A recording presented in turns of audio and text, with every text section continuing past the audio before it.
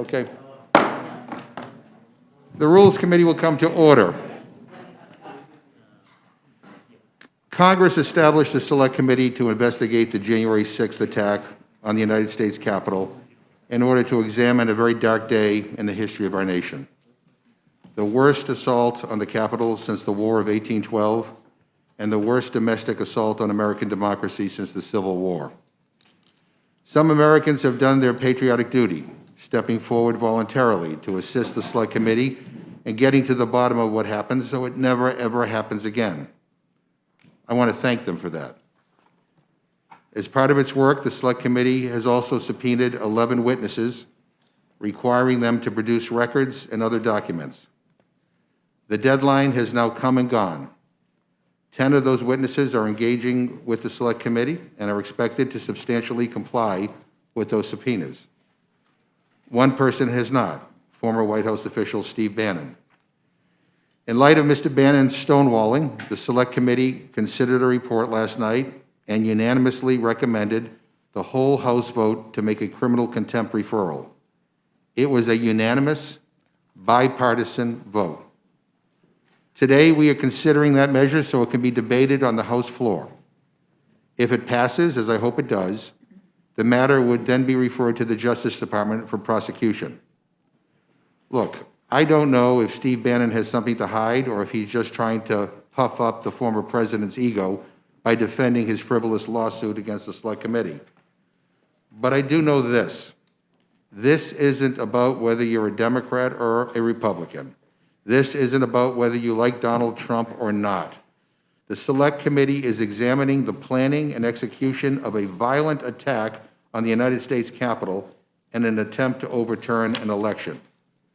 This is about whether someone is above the law in the United States of America, and whether we are going to tolerate someone ignoring a lawfully issued congressional subpoena. The answer should be a clear and resounding no. Our very democracy was attacked that day, and the peaceful transfer of power was disrupted. No member of Congress should stand idly by, and certainly no one should prioritize the ego of one man over the oath every one of us took to support and defend the Constitution of the United States. I thank the entire Select Committee for its important work. I especially want to recognize the courage of Ranking Member Cheney and Congressman Kinzinger. They have taken on some pretty strong headwinds, standing up to many in their own party, from the minority leader to the former president. They have put country above party and made this effort truly bipartisan, as it should be, and we are grateful for their leadership. Now let me turn to our ranking member for any comments he wishes to make. Thank you, Mr. Chairman. Thank you, Mr. Chairman. Sadly, we're here today on an item to further the House Majority's political agenda, a contempt of Congress resolution. Unfortunately, this resolution comes to us as the result of an inherently political process driven by an inherently political Select Committee. Today's action is unusual, to say the least. One of the fundamental questions we should all ask is, should Congress be investigating a private citizen? Certainly the House has held people in contempt of Congress in the past, but the last time Congress did what the majority is intending to do today was in 1986. Criminal contempt, as opposed to civil contempt, is an inherently punitive measure, which means it will not help the Select Committee get the documents or testimony they claim to seek, regardless of what my colleagues on the other side believe.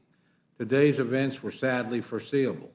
It was clear when Speaker Pelosi created the committee and unilaterally blocked Leader McCarthy's appointments of Republican members that her goal was to ensure that only her chosen narrative was told. A sad state of affairs, Mr. Chairman. With that, I yield back. Thank you. I'd now like to welcome our witnesses to provide testimony on a resolution recommending that the House of Representatives find Stephen K. Bannon in contempt of Congress for refusal to comply with a subpoena duly issued by the Select Committee to investigate the January 6th attack on the United States Capitol.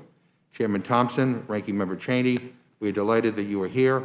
I now recognize the gentleman from Mississippi, Chairman Thompson. Thank you, Mr. Chairman, Ranking Member Cole, and members of the committee. Last evening, the House Select Committee to investigate the January 6th attack on the United States Capitol made a unanimous recommendation that the House of Representatives cite Stephen K. Bannon for criminal contempt of Congress and refer him to the Justice Department for prosecution. I'm here this morning urging that the House quickly consider the resolution holding Mr. Bannon in contempt. It's regrettable that the Select Committee and the House have been put in this position, but instead of complying with our probe, Mr. Bannon has chosen the path of total defiance. That's just not acceptable. The Select Committee's job is to get a full accounting of the violence of January 6th and the causes that led to that day. We're working hard to get answers for the American people about that attack on our democracy. We are tasked to help ensure we never see another day like that ever again by making recommendations for legislation and other actions that will help strengthen the guardrails of our democracy. And when we seek information from a witness, it's because we have good reason to think that person knows something that will help us answer those questions. We seek the facts so we make sound legislative recommendations. That's why we wanted to hear from Mr. Bannon. Since January 6th, there has been a good deal of public reporting about his involvement in events surrounding January 6th. His own comments have suggested the same thing. All hell is going to break loose tomorrow, he said in his podcast. It's not going to happen like you think it's going to happen. All I can say is strap in. You made this happen, and tomorrow it's game day. So strap in. The record goes on and on. It appears from reporting that he was involved in the so-called Stop the Steal campaign from the get-go. He was part of a war room that met at the Willard Hotel the night before the January 6th attack. And Mr. Bannon reportedly spoke with President Trump several times in the days and weeks leading up to the January 6th attack. He apparently encouraged the president to try to interfere with the electoral vote count. It appears that these events are all closely tied to the riot that erupted on January 6th. We need to understand everything about them. We need the full context. We're not asking to talk to Steve Bannon on a whim. We're doing it because we believe he has firsthand specific knowledge that the Congress needs to have to conduct our investigation. Further, the American people deserve to hear from Mr. Bannon under oath. That's why on September 23rd, we issued a subpoena to Mr. Bannon for records and deposition testimony. Through his lawyer, Mr. Bannon told us that he wouldn't comply. No records, no testimony, nothing. Instead, he hid behind vague claims of executive privilege purportedly made by the former president. Here's the thing, the former president hadn't made any claim of privilege to the Select Committee, but beyond that, there's no reasonable argument that what the Select Committee seeks from him is the type of information executive privilege would reach. What we want to learn from Mr. Bannon concerns his knowledge and conduct as a private citizen relating to a broad range of topics that do not involve discussion of official government matters with the president or his close advisors. The law is clear that executive privilege does not extend to communications between the president and private citizens about non-governmental business or between private citizens. And even if executive privilege reach certain documents or testimony, which is not the case here, Mr. Bannon certainly does not enjoy absolute immunity from appearing before the Select Committee. The law is clear that even top White House aides who advise the president on official government matters are not immune from compelled congressional process. We conveyed all this to Mr. Bannon. 2 times we went back to Mr. Bannon's lawyer in writing, telling him that the alleged privilege claims didn't have a leg to stand on, and that if he didn't change course, Mr. Bannon risked a criminal contempt referral. We warned him what was coming, and he still defied our subpoena entirely. So it's up to Mr. Bannon, who has taken us down this path. We didn't choose to end up here, but here we are, and we cannot allow him to defy our subpoena with impunity. Indeed, Congress cannot permit this. This institution, the House, cannot let this conduct stand. Doing so deprive our investigation of valuable information. It will send a signal to Mr. Bannon that Mr. Bannon can act like he's above the law and get away with it, and with damage to this institution, the House of Representatives, by setting a dangerous precedent, giving witnesses a green light to ignore our investigative authority. I ask all members of the committee to support moving this resolution forward. I'm happy to take your questions, and I yield back the balance of my time. Thank you very much. It's now my pleasure to recognize the gentlewoman from Wyoming, Vice Chair Cheney. Thank you very much, Mr. Chairman, Ranking Member Cole, Rules Committee members. We've been through a lot together. We're not just colleagues, we're friends. And I've served with a number of you on this committee for 2 years when we were in the majority. I could not have imagined then that we would meet again like this. A year ago today, the election was still a couple of weeks off. We all knew that it would be a tight race, but none of us, I imagine, anticipated that President Trump, or any president, frankly, would simply reject the outcome of that vote.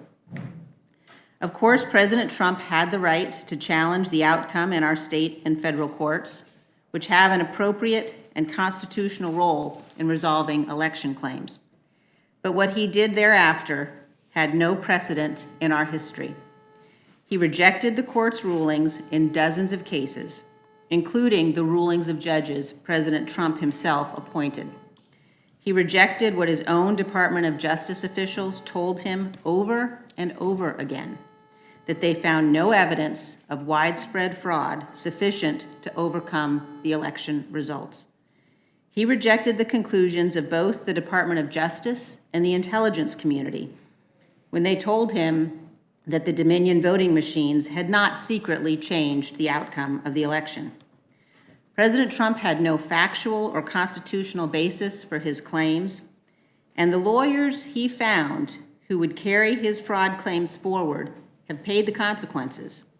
Rudy Giuliani's license to practice law has been suspended, and Sidney Powell has been sanctioned by a federal judge.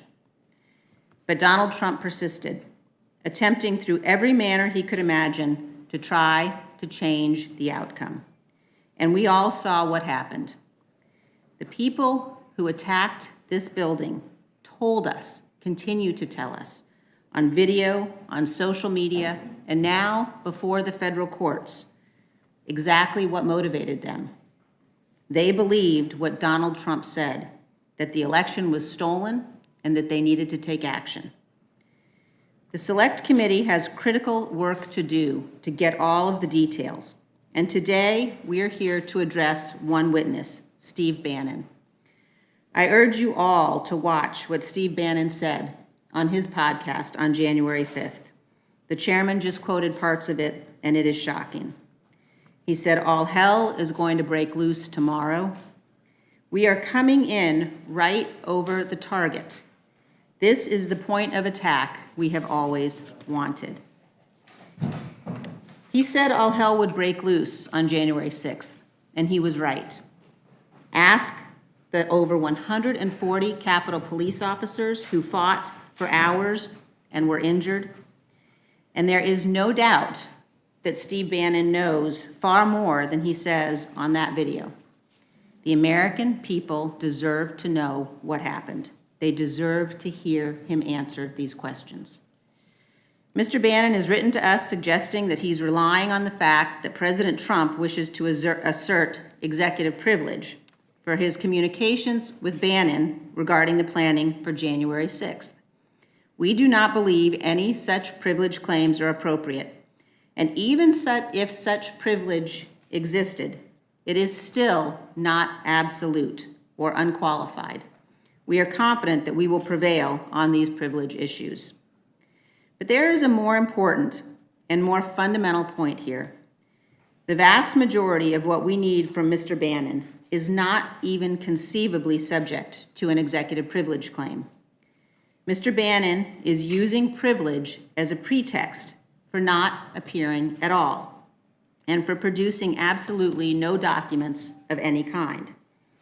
That puts this institution's authority at significant risk, not just here and now, but in all future investigations. Criminal contempt is the appropriate response in these circumstances. At this moment, it is not just the institution of Congress's authority that is at stake. The potential harm to the foundation of our republic is far more significant. In the past week, President Trump has openly urged millions of Republican voters not to vote in 2022 or 2024. He's urging them to abandon our democratic system, based on what every one of us knows are false claims about systemic fraud and Dominion voting machines. Let me address my Republican colleagues specifically. I've heard from a number of my colleagues in the last several days who say they, quote, just don't want this target on their back. They're just trying to keep their heads down. They don't want to anger Kevin McCarthy, the minority leader, who has been especially active in attempting to block the investigation of events of January 6th, despite the fact that he clearly called for such a commission the week after the attack. I ask each one of you to step back from the brink. I urge you to do what you know is right, to think of the long arc of history. We are told that it bends towards justice, but it does so only because of the actions of men and women in positions of public trust. In many nations, democracy has failed because those with authority would not act to protect it, because they sat in silence. History will judge those of us in positions of public trust. Remember that as you cast your votes, as you think about how you will answer when history asks, what did you do when Congress was attacked? When a mob, provoked by a president, tried to use violence to stop us from carrying out our constitutional duty to count electoral votes? When a mob, provoked by a president, tried to overturn the results of an election? Will you be able to say you did everything possible to ensure Americans got the truth about those events? Or did you look away? Did you make partisan excuses and accept the unacceptable? This contempt citation is crucial to our investigation. Witnesses cannot simply ignore congressional subpoenas when they prefer not to attend. We must do everything possible to understand that dark day in our history and to ensure, through potential legislative and other actions, that such a thing never happens again. Thank you, Mr. Chairman. I yield back. Well, thank you, Vice Chair Cheney and Chairman Thompson, for your very powerful statements. I think what you are requesting here is absolutely necessary. I think most people in this country are puzzled why it's so difficult to get some of these people to come before the Select Committee and testify, and they're wondering whether or not Congress will put some teeth into its enforcement rules to be able to compel people who may have been involved in this terrible, terrible action on January 6th to come before the Congress and tell the truth. I just want to ask you both to react to something. The ranking member began by talking about this as a political partisan exercise. And I just want to state for the record, the Homeland Security Committee actually, in a bipartisan way, came up with a truly bipartisan select committee, a commission. It is everything that my friends on the other side of the aisle had requested, they basically got. You know, equal representation on the committee, you know, equal say in subpoena authority. And I thought that because of that incredible bipartisan cooperation, Chairman Thompson, on your committee, that there would be a unanimous vote to approve the committee, and we could then move on. But what happened was, the former president didn't like it, and all of a sudden, the majority of support on the Republican side evaporated. So to say that this has been a political exercise when every effort has been made to try to present this in the most balanced, bipartisan, nonpartisan way possible, it's just wrong. I mean, it's not factual. And I have great respect for all my colleagues on the Republican side, but every single one of them voted no on the creation of this select committee. And then to say that it is somehow partisan or political now, it is frustrating. And it is not, to me, an accurate telling of the history of what is happening. But I want to yield to both of you to see whether you have any comments on that. Well, thank you, Chairman McGovern. I was tasked with the responsibility of trying to negotiate with the minority and coming up with a bipartisan committee. For several months, I negotiated with my ranking member, John Katko from New York.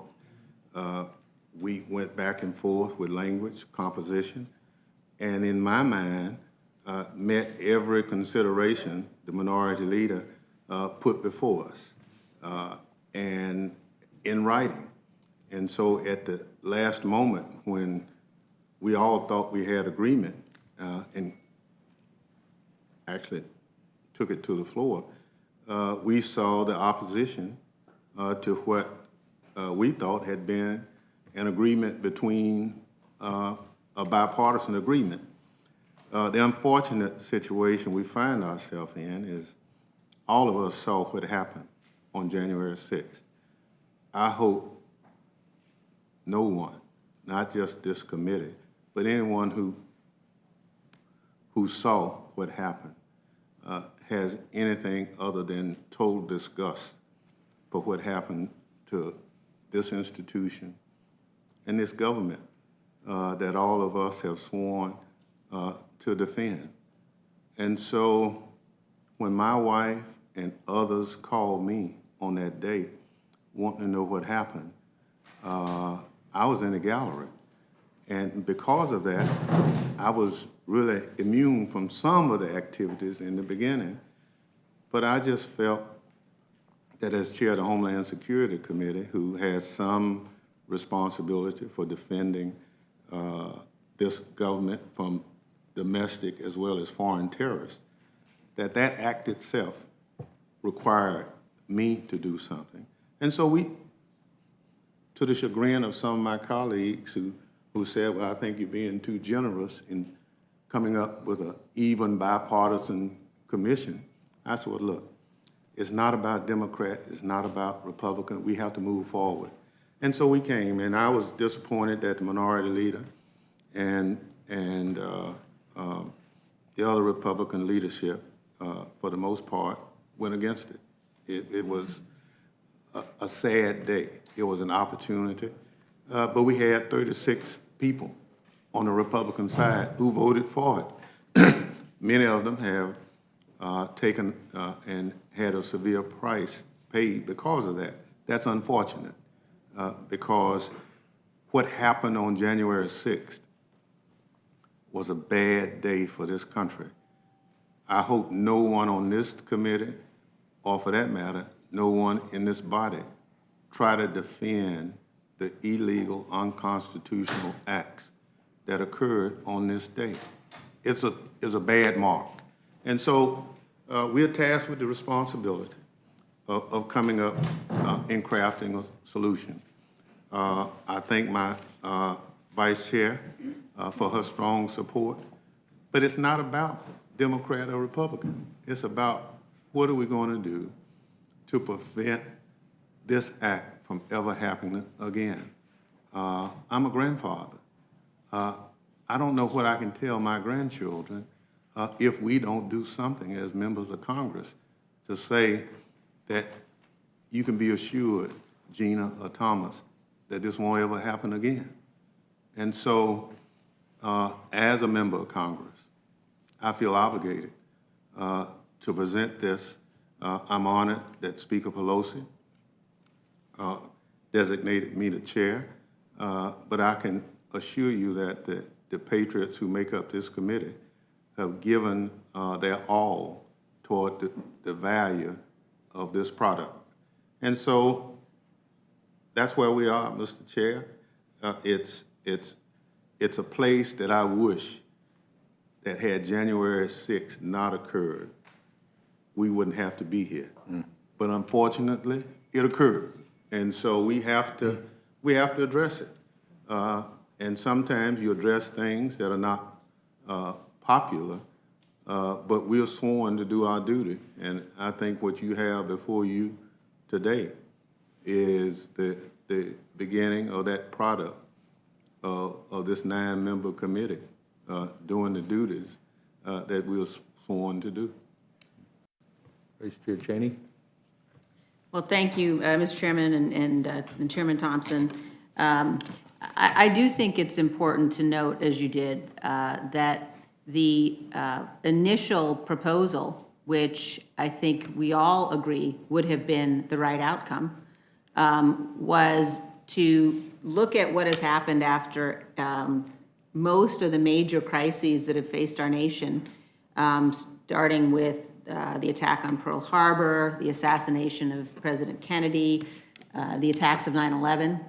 And that was to propose a bipartisan external commission that Chairman Thompson, Ranking Member Katko, worked on very diligently. And the idea that you would have equal numbers of Republicans and Democrats, people who weren't currently members of Congress, who were set aside, who could focus entirely on what happened, like the 9/11 Commission, the lessons learned from that day, the lessons learned from the aftermath of the election.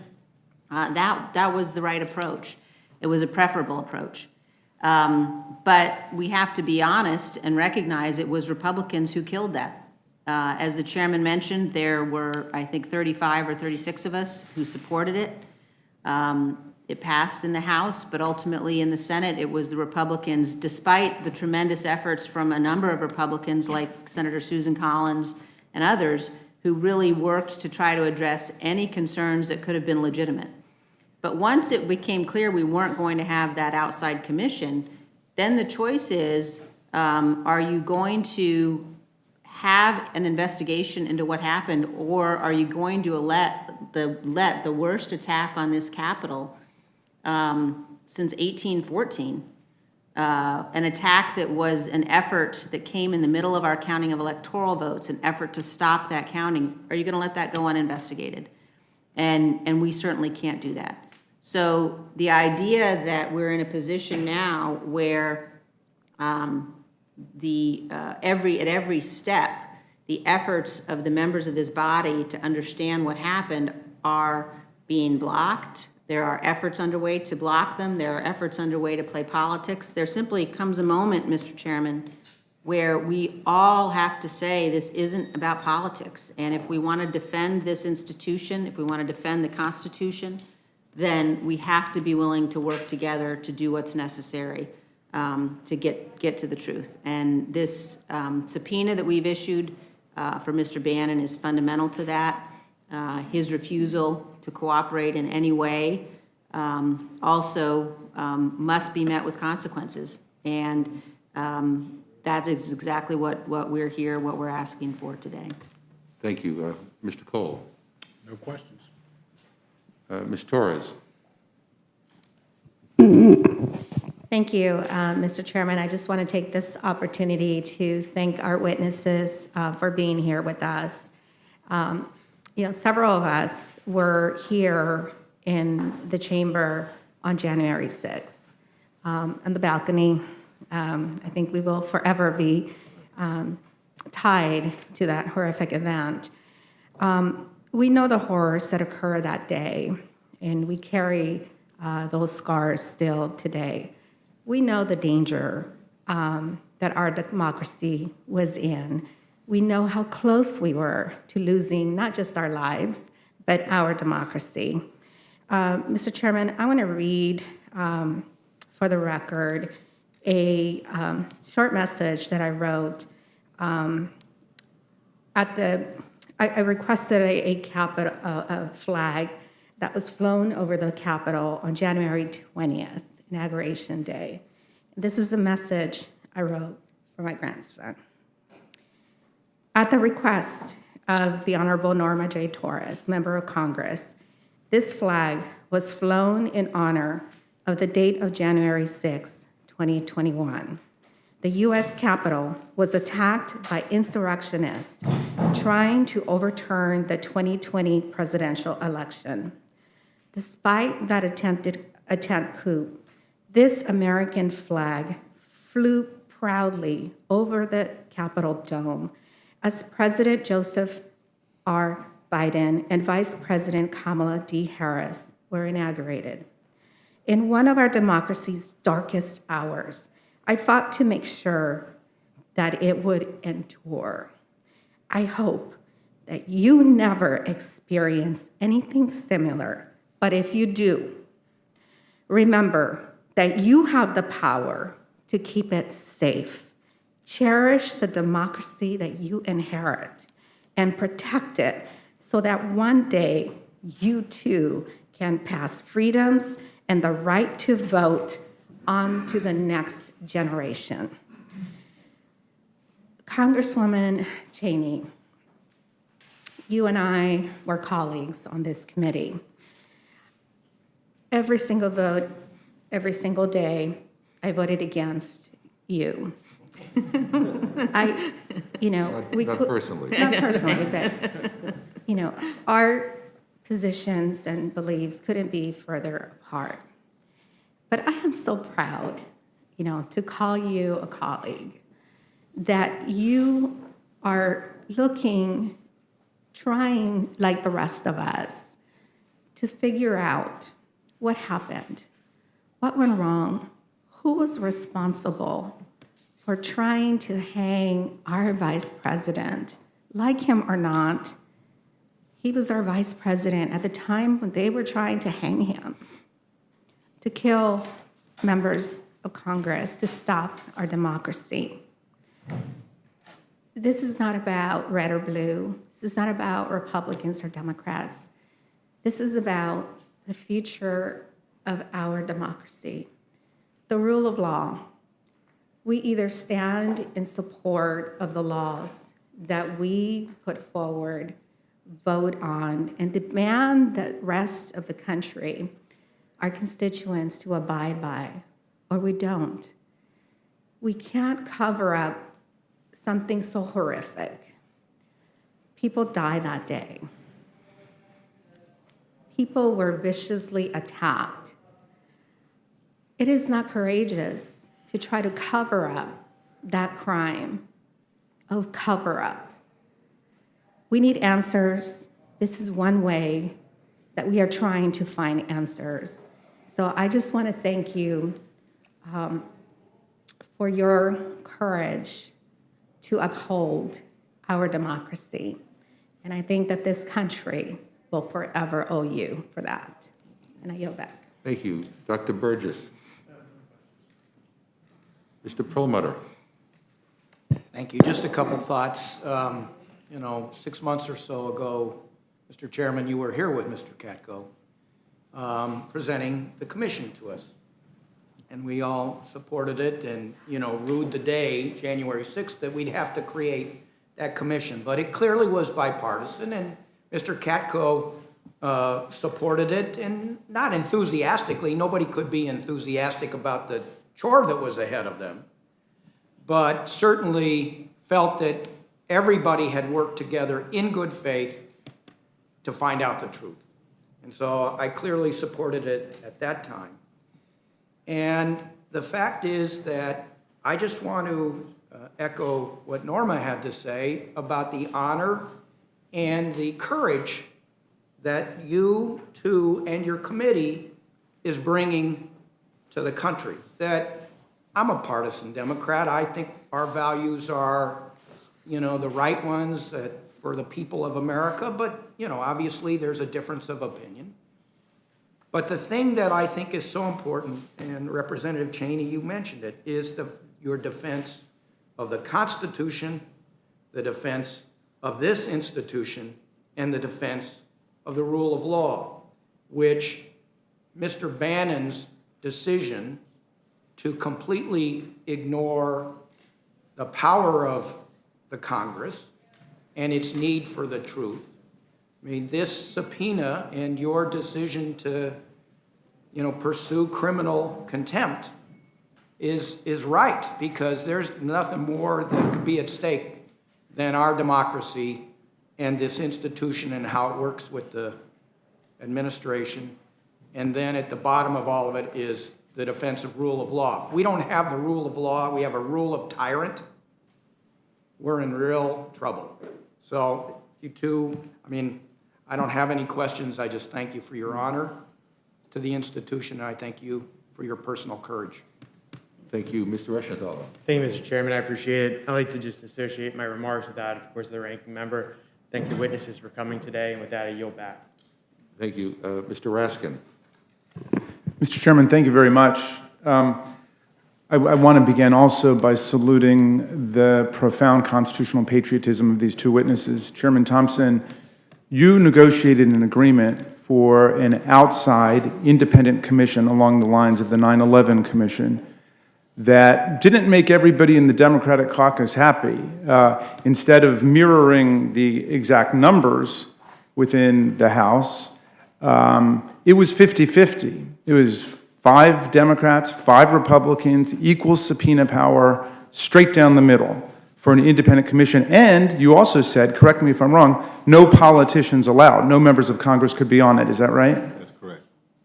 And I know you took some heat for that, but it was that important to you to establish this commission, and it was agreed to by Mr. Katko, who was the emissary of the minority leader, Mr. McCarthy. And both of you were stunned and astonished when they turned around, apparently at the behest of Donald Trump, and then decided that they were going to oppose it afterward. At that point, we had no alternative, as the Speaker said, other than to create a select committee.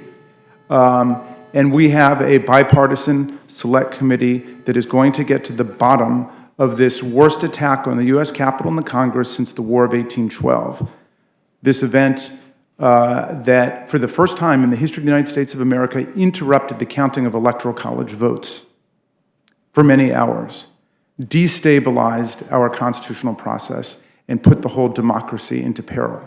It also wounded or injured more than 140 of our police officers with broken noses, broken jaws, lost fingers, traumatic brain injuries. I have constituents who defend us every day at the Capitol who are still injured, still in physical therapy or mental health therapy because of what took place on that day. And I want to thank you, Ms. Cheney. You are a model constitutional patriot, and I think you've recovered for us an understanding that's been lost in the country. You know, the Constitution doesn't mention political parties, much less a two-party system, much less two specific parties. And the historian Richard Hofstadter said we had a Constitution written against political parties. But our founders were also political realists. They understood that people disagree, and so our First Amendment allows for people to get into political parties. But our best leaders have always tried to rise above it, you know? Jefferson said, if I could only go to heaven with a political party, I would prefer not to go. And he said at that first inaugural address, he said, we are all Republicans, we are all Federalists. Just like Lincoln said before the Civil War, we are not enemies, but friends. We must not be enemies. Just like President Obama said, we are not the red states of America or the blue states of America. We're the United States of America. And we know how to be nonpartisan when we want to be. That's how we run our constituent service offices. You call my office and you need help on Social Security, Medicare, Medicaid, PPP, whatever. We don't ask you, are you a Democrat, a Republican, independent, green, or whatever. We just said, you live in my district, and then we go to work for you. That's the spirit that both of you are modeling for America right now. You're going to work for the American people because our democracy will not survive if we license political coups and violent insurrections at the time of the peaceful transfer of power. This was a lethally dangerous moment for our republic. And so you're here today simply for the enforcement of a subpoena. Mr. Chairman, I'd like to ask you, have most people responded to the overtures of our committee? Most people responded to our subpoenas, or are most people doing what Steve Bannon is doing, which is just to blow off the committee?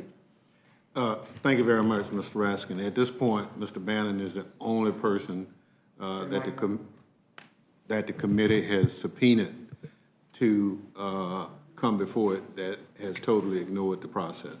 Okay, and there is no privilege or exception, as far as you know, for someone who is friends with a former president, is there?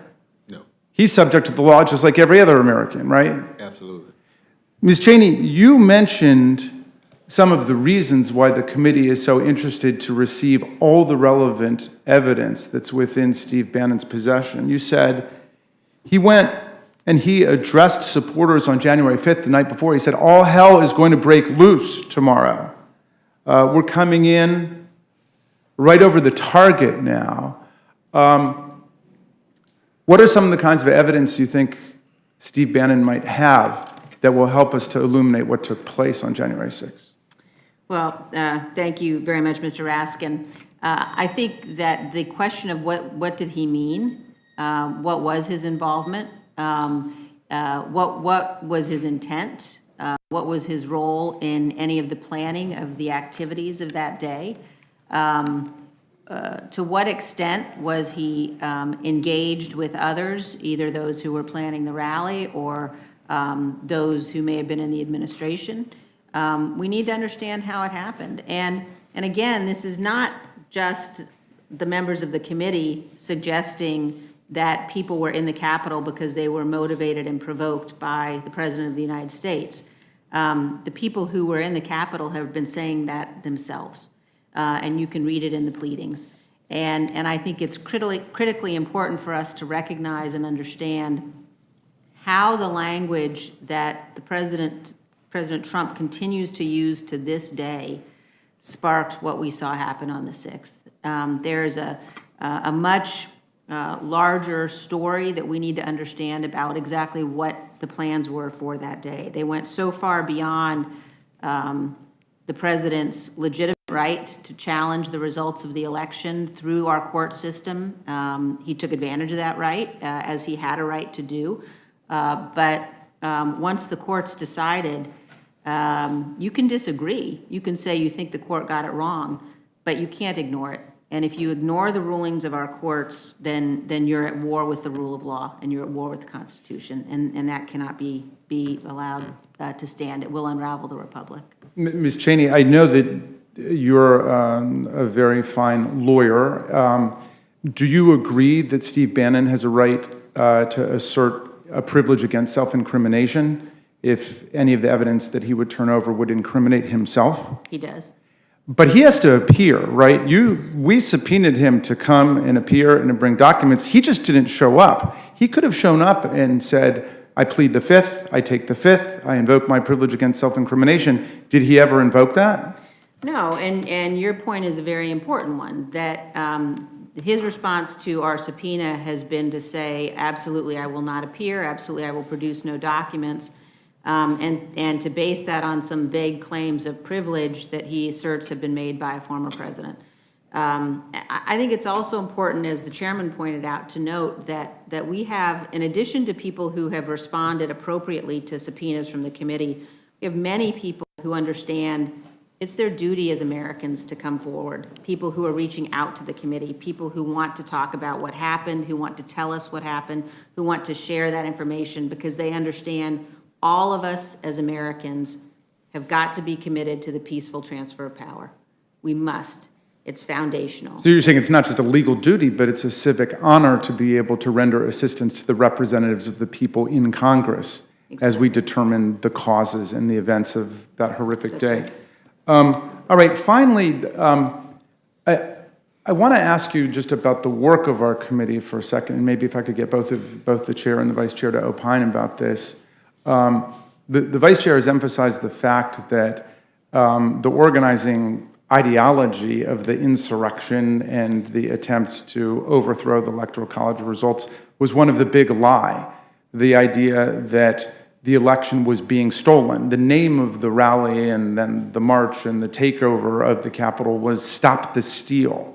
That's what they were being told to do, go and stop the steal. And I would say that a lot of people there really believed that the election was being stolen. And yet, as Ms. Cheney emphasizes, 61 different courts, federal and state courts, including 8 judges appointed by Donald Trump himself, rejected every claim that they came forward with about electoral corruption or fraud contaminating the election result. And even today, as they continue to pursue it in frivolous, wild goose chase investigations like in Arizona, they come back empty-handed. They can't find anything. The election was not stolen. Joe Biden beat Donald Trump by more than 7 million votes. We're all in politics. Nobody likes to get beaten. Nobody likes to lose, but you don't try to attack the entire system of government and position a political party outside of the constitutional order. That's profoundly destabilizing to what we're doing. So I want to ask you both, how is the work of the committee not just about the recent past on January 6th, how is it about the future? And maybe I start with you, the vice chair, and then come to you, Mr. Chair, for the closing words.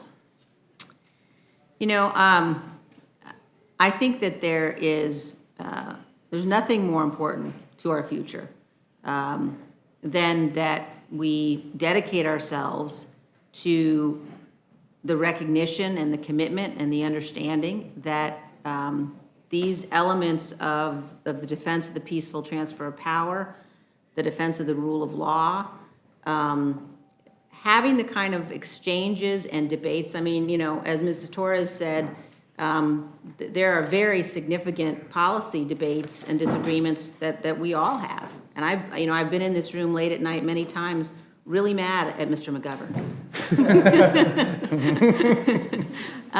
Nothing personal. No, not personal, right? But there comes a moment when we have to recognize that the institutions of this republic do not defend themselves. And it requires people to defend them. And it particularly requires elected officials to defend them. And these aren't theoretical questions for any of us. These are questions about whether or not we're going to do our duty and whether or not we're going to stand up even when it's politically inconvenient. And I've been tremendously blessed and inspired by the work of this committee, by the way that the chairman is leading this committee, by the way that we are all working together, the members and the staff, to understand what happened and to do it in a way that is above politics. Well, I think the beauty of this committee is the fact that the chair and vice chair, we probably passed each other going to vote, but beyond that, we were members of Congress. But we take the oath as members of Congress and obviously as chair and vice chair of this committee very seriously. There's nothing more sacred than our democracy. There's nothing more valuable than those of us who are tasked with the responsibility of preserving it. And so, if for no other reason, what you saw on January 6th, if it, as a member of Congress or an American, didn't make your blood boil, that we came very, very close to losing our bragging rights as the greatest democracy in the world. And so that has nothing to do with political party. That has nothing to do with anything other than the fact that you should be committed, like we are as a select committee, to coming up with a product that we can present to Congress, that if adopted, that will never ever happen again. I shudder to think that if elections at state and local level would be carried out in terms of the certification process like January 6th, we'd have absolute chaos. I came from local government. I can't imagine in my mayoral election on the night that a losing candidate would tear up City Hall. I can't imagine as a county supervisor later on in life that somebody would tear up the county courthouse. That's not who we are as Americans, and we have to stand on that. I respect the framers of the Constitution. Although they didn't put the party in there, they understood the differences. And what we are before you today, as part of that legislative branch, doing our duty. We're doing the oversight of what we've been tasked to do. And because of that, we are hampered by Steve Bannon's ignoring the legislative process. So we're here not by choice, other than the fact that he refused to cooperate. Had he cooperated, there'd be no need for us to be here. So we work hard. Probably I can say more than any other committee we've ever been on a daily basis.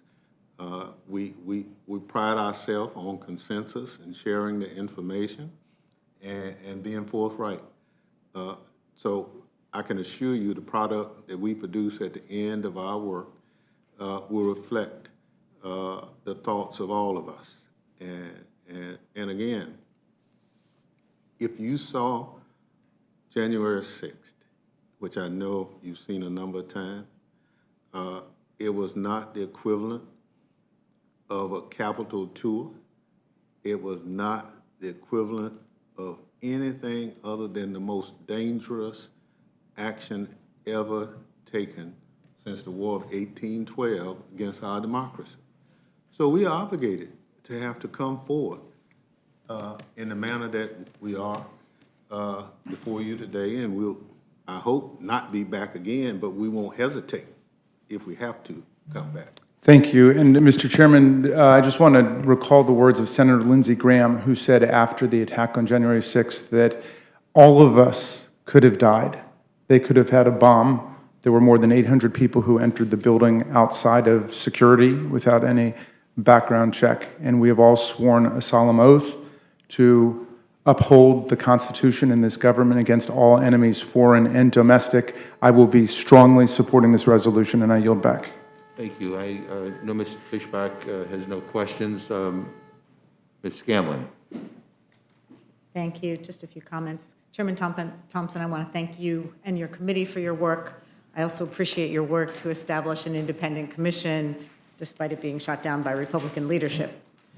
There are moments in our country's history when we are presented with stark choices between right and wrong, and the events of January 6th have made clear that we are at such a moment.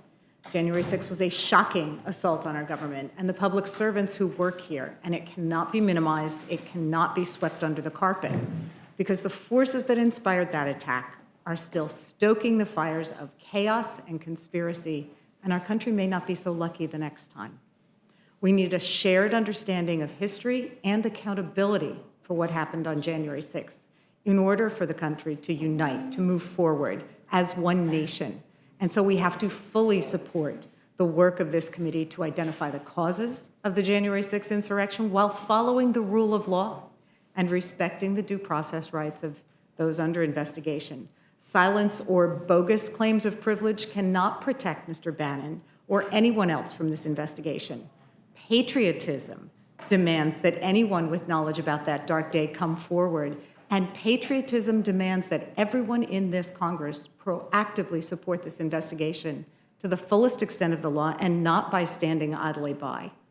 Your committee has outlined why we need Mr. Bannon's complete testimony to fully understand the events leading up to January 6th, and his refusal to respond to a congressional subpoena is unacceptable. Mr. Bannon is a private citizen. He is not above the law, and he cannot refuse to obey a subpoena any more than you or I or any of our constituents can. Neither Mr. Bannon nor the former president have any credible legal argument to shield them from testifying.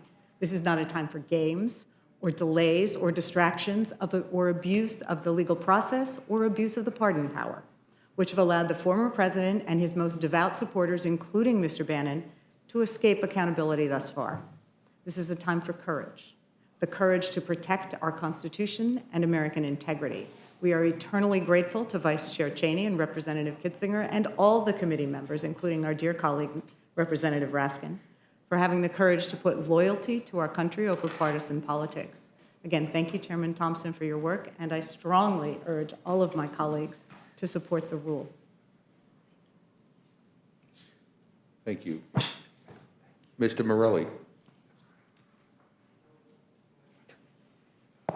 Thank you, Mr. Chairman. I want to echo the thanks to the chair, the vice chair, and all the members of the committee for the exemplary work that you're doing. I think the Congress should be proud. I think the American public should be proud of the way that you've conducted yourself. I wanted to just, I'm not a lawyer. I don't even play one on TV, so I'm at a bit of a disadvantage, but I can read.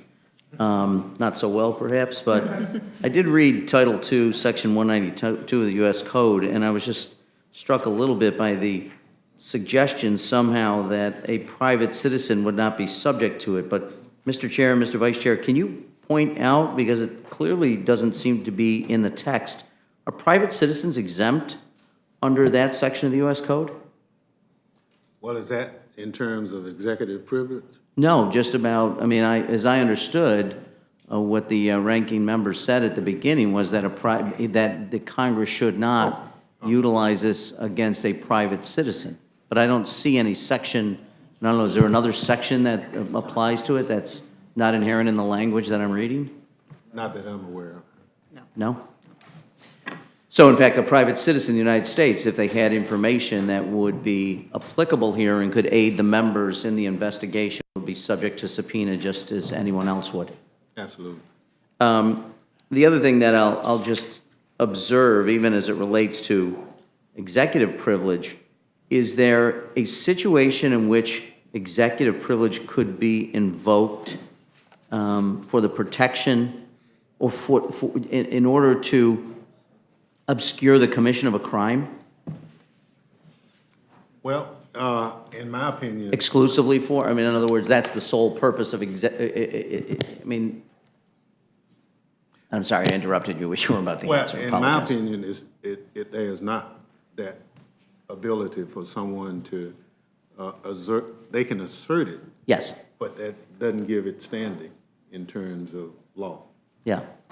But clearly, the use of executive privilege in the past by administrations, and this is one of Republicans and Democrats have asserted executive privilege, but it's not intended in any way. I don't think the courts have ever suggested that the commission of a crime is the rationale for asserting executive privilege. That's my understanding. Is that correct?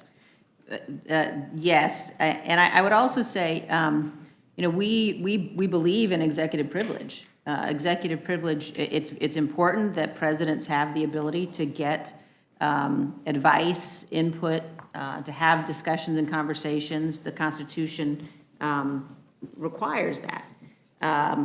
But it is also the case that executive privilege it's a qualified privilege, which means that a demonstrated showing of need, which we certainly have here and on which we believe we would clearly prevail, is sufficient to pierce that. And so the notion, in addition to that an individual can simply refuse to participate, can simply refuse to comply with a subpoena by making a broad, vague assertion of executive privilege is just simply not true.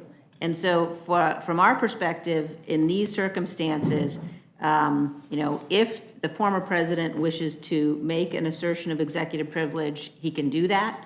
The current president has the ability then to determine whether or not he's going to sustain that.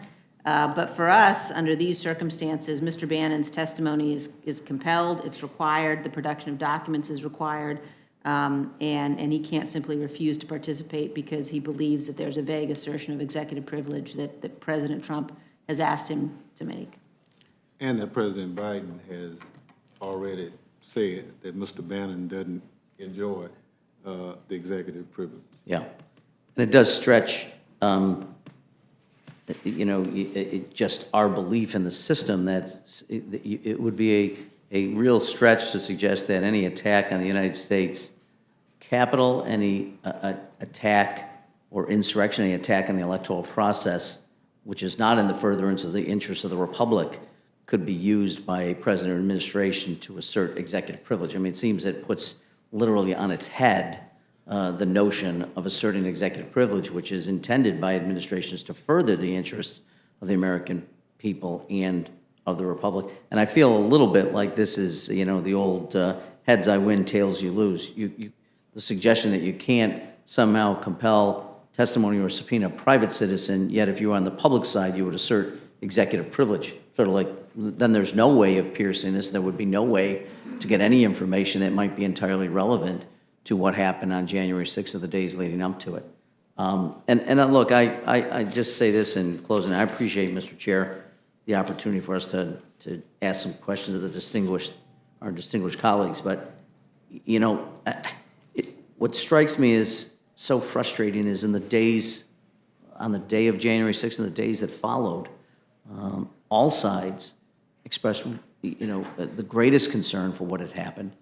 All sides, or both sides, held the president accountable, pointed to the president and the comments that he made in moments following the attack, and yet almost as many have changed their position, almost as though they use that old, saying, who are you going to believe, me or your own eyes? I mean, we have, we were here, we were witnesses to what happened, and so it may be inconvenient from a political perspective to keep talking about this, but boy, it seems to me politics is the last thing we ought to worry about right now. I mean, we have literally the future of this republic, which I often say, I took as an article of faith as a young man growing up in America that person who got the most votes won, that democracy would continue to survive, and that the Congress would ultimately defend the Constitution and the right of the public. I no longer take it. I don't know. I was out knocking on doors this weekend, visiting people in a lot of local races, talking to folks. I can't tell you how many people, this is really, troubling. I was talking to Republicans and Democrats, independents, everyone. I can't tell you the number of comments from people who said, I'm frightened. For the first time in my life, I'm frightened on whether we're going to make this, whether the Republic will survive, whether or not we'll live in a free country.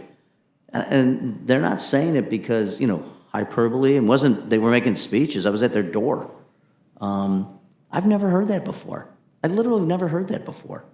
I mean, I think we should all, it doesn't matter what political party, you can be a socialist, you can be reactionary, radical, left, right, I don't really care, center.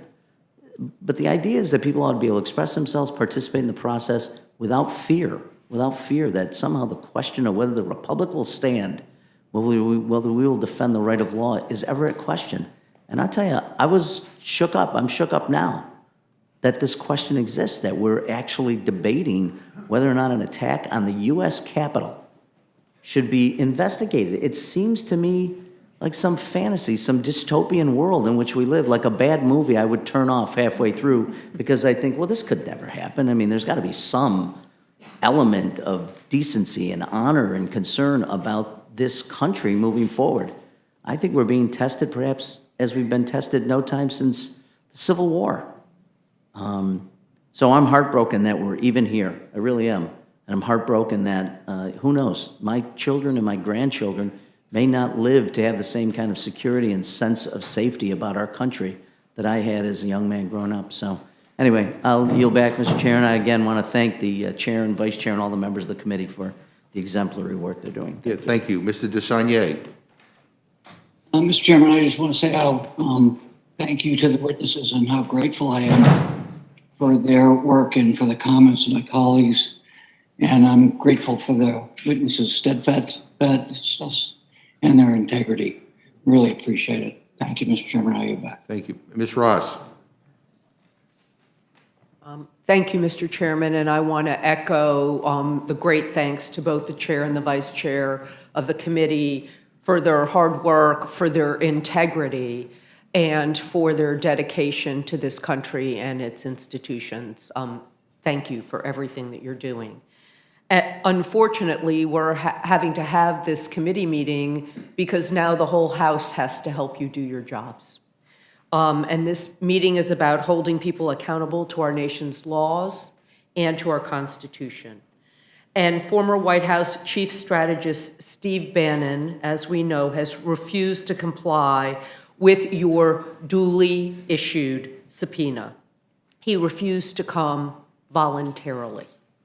His claim of executive privilege now, as we know, is flimsy at best. He has been a private citizen since mid-2017, having served his last executive branch duties in the immediate wake of the Unite the Right rally in Charlottesville, Virginia.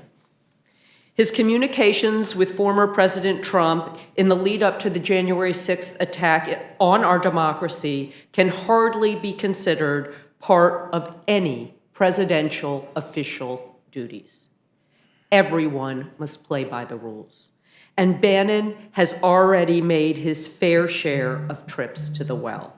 He's already been pardoned for a series of crimes defrauding the people of the United States of America. Not this time. I urge my colleagues to support the committee, the chair, the vice chair, the rule, and the underlying resolution. And Mr. Chairman, I yield back. Thank you. Mr. Neguse. Thank you, Mr. Chairman. First, I would certainly echo the comments of my colleagues, the chair, Representative Torres, well, every one of my colleagues on this particular side of the dais today, and to thank Chairman Thompson, you, for your leadership. I think the clarity of purpose that you have brought to the committee's work. To the vice chair, I say thank you for your leadership. Thank you for your moral clarity and for your political courage.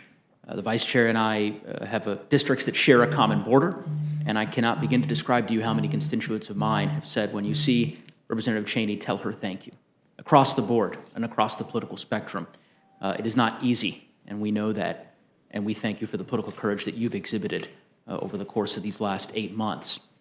I don't think the work that you all are doing couldn't be more important, and we all have experiences from January 6th. I was on the floor with many of you that day. I've often said that one of the proudest moments of my life was in the early morning hours of January 7th at 3:45 in the morning, being on the floor as we certified the election of 2020, being able to shake Vice President Pence's hand at the conclusion of the day's proceedings, to tell the world that the peaceful transfer of power still existed in the United States of America, as it has for the better part of the last 230 some odd years.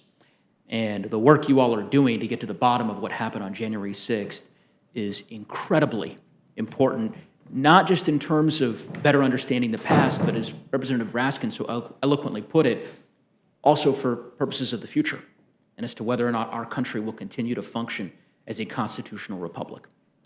I have just a particular set of questions that I think are important for the record. I will say, I'm not convinced that Mr. Morelli is not a lawyer, given his very compelling legal analysis that he offered earlier, which certainly I concur with. But I just think it's important for the record to get a better sense as to Mr. Bannon and his counsel's responses to your committee. So I believe that the supposed invocation of executive privilege is meritless, and I suspect the court will agree on that point. But operating on their premise, did Mr. Bannon provide any particularity with respect to documents that are supposedly protected by the executive privilege?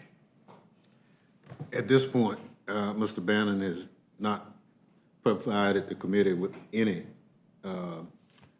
documents. No documents? No documents. Did Mr. Bannon produce a privilege log? Mr. Bannon did not provide the committee any documents or any privilege request other than from his attorney who asserted comments relative to former President Trump's lawsuit but he did not do anything representing his client.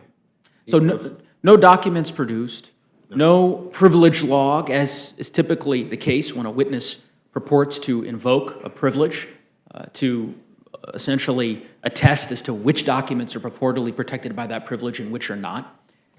I understand the committee has the ability to make a variety of accommodations with respect to testimony adduced by a witness, including, for example, by interviewing witnesses. Has Mr. Bannon or his counsel agreed to an interview?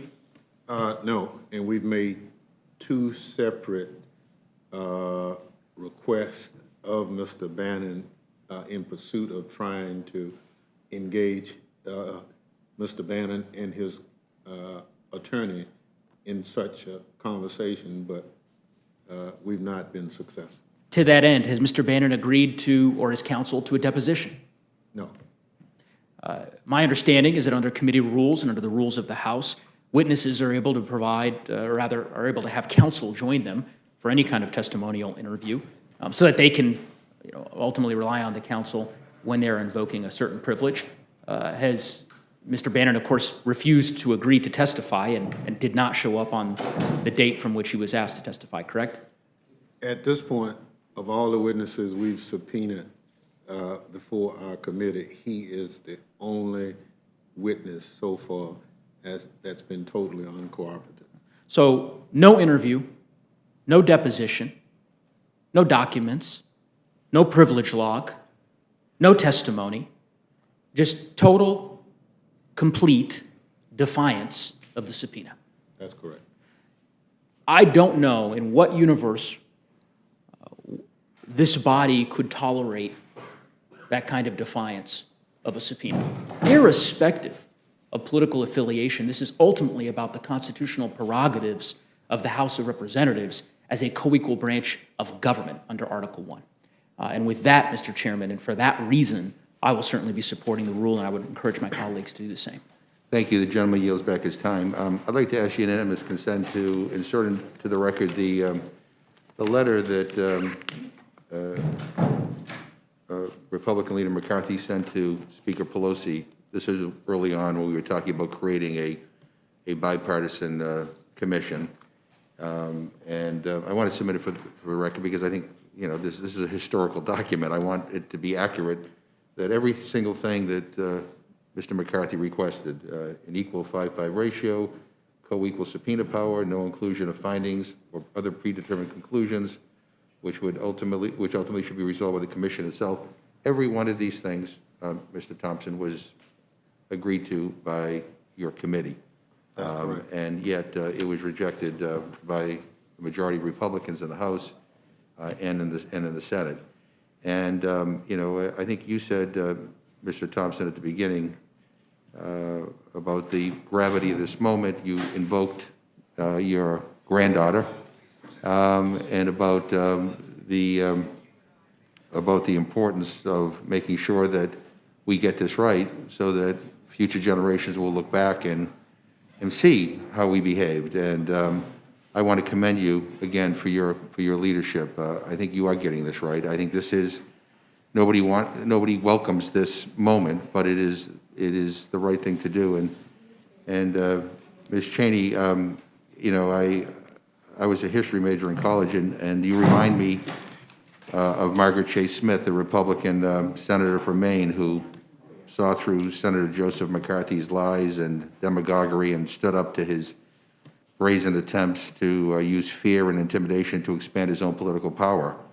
That was a long time ago. But you're reminding us that the courage she exhibited still exists in America if we look inside ourselves and do the right thing. And I believe that someday history will look back to moments like this in a similar way and celebrate the honor and courage that you and Mr. Thompson and others, Mr. Raskin and others, are displaying. We got to get this right. And so, again, I thank you very much for your appearance here today. There are no other questions, so you are free to go. Thank you so much. Thank you, Mr. Chairman. Thank you. And I think we have another panel. Representative Jordan of Ohio, Representative Banks of Indiana, and Representative Gates of Florida. Anything you brought in writing, or submit to rules documents at mail.house.gov before the conclusion of this hearing will, without objection, be entered into the record. And I don't know who wants to go. Anybody have a preference to go first, or just since you're at the mic, Mr. Jordan, you go first.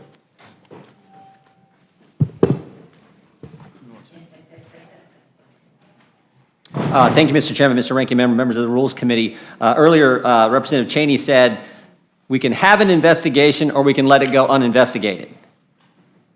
I mean, what a ridiculous statement. The FBI's been investigating this issue for the past, since it happened. Exactly where it's supposed to happen. 600 people have been charged. Investigations are supposed to happen in the executive branch. Congress has an oversight function, but Democrats don't want to do that. They don't want to ask the appropriate questions, like why was the security posture so weak that day? Why wasn't the National Guard here?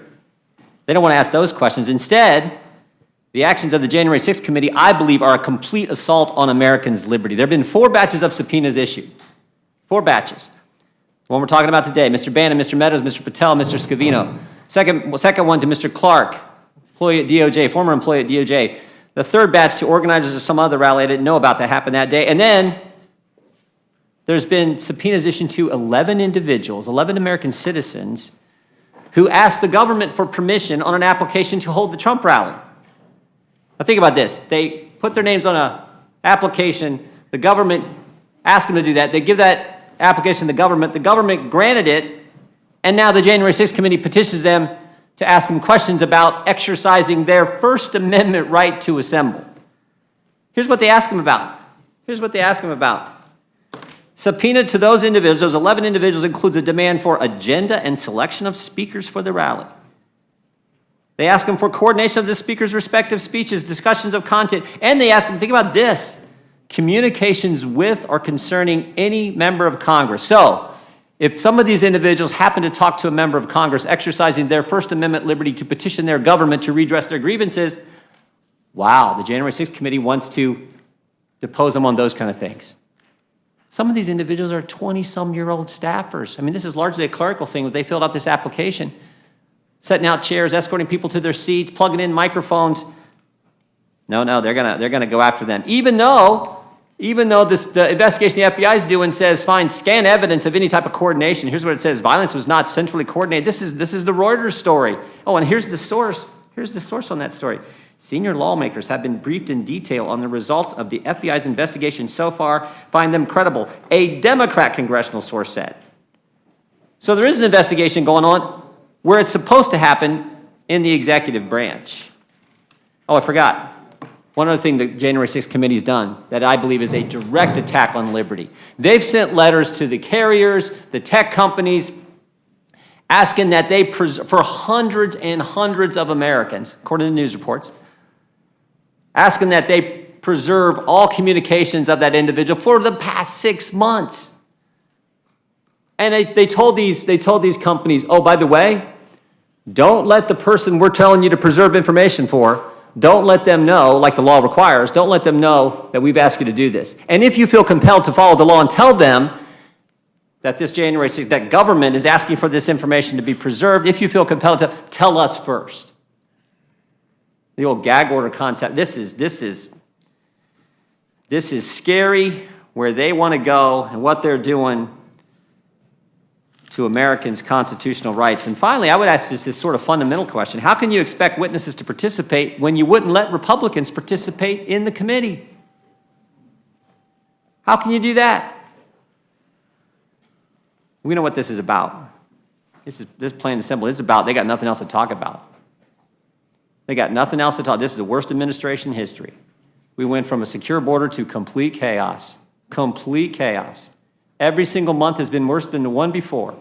March was the highest month on record for illegal crossings, illegal migrant encounters, until April. April was the highest month until May. May was the highest month until June. June was the highest month until July. 212,000 that month alone.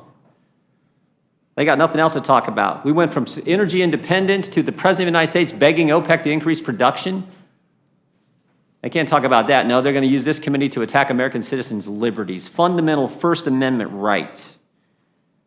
We went from relatively safe streets to violent crime up in every major urban area in this country. Can't talk about that, can't address those problems that real Americans care about. Nope, we're going to assault Americans' First Amendment rights. Can't talk about inflation, real wages gone down, can't talk about that, supply chain problems, empty shelves in the stores, can't talk about that. Nope, gonna go after this. I hope every single Republican votes against this. I hope some Democrats decide that this is not how it's supposed to work. We just had a decision last year. The Mazur, these guys are obsessed with going after President Trump. We just had a decision in the Mazur case last year that says this is not how it's supposed to work. Slap back Congress because they wanted to get information that they weren't entitled to. They don't do the investigations, the executive branch does. Mr. Chairman, I look forward to questions. Mr. Gates. Thank you, Mr. Chairman. I appreciate the chance to be in the Rules Committee. I don't frequent this room, but I feel quite at home with so many of my colleagues from the Judiciary Committee also serving on this panel. Mr. Chairman, January 6th was not a good day. But to my knowledge, there's been no charge of insurrection or terrorism. Largely, the charges that have been levied against those who were involved in breaking the law result in property damage charges. And it's my expectation that if there are folks who broke the law, they should be treated no better or no worse than anyone else who breaks these particular laws. But all of this is ridiculous. Mr. Chairman, the American people are in trouble. I was recently in Qatar on a bipartisan delegation led by Mr. Issa, and we learned directly that thousands upon thousands of Afghans were let into our country with principally no vetting, no screening. The general we met with at the base in Doha said that refugees were merely handed a blank sheet of paper, and whatever they wrote on it was deemed their paper passport. And people are concerned about that.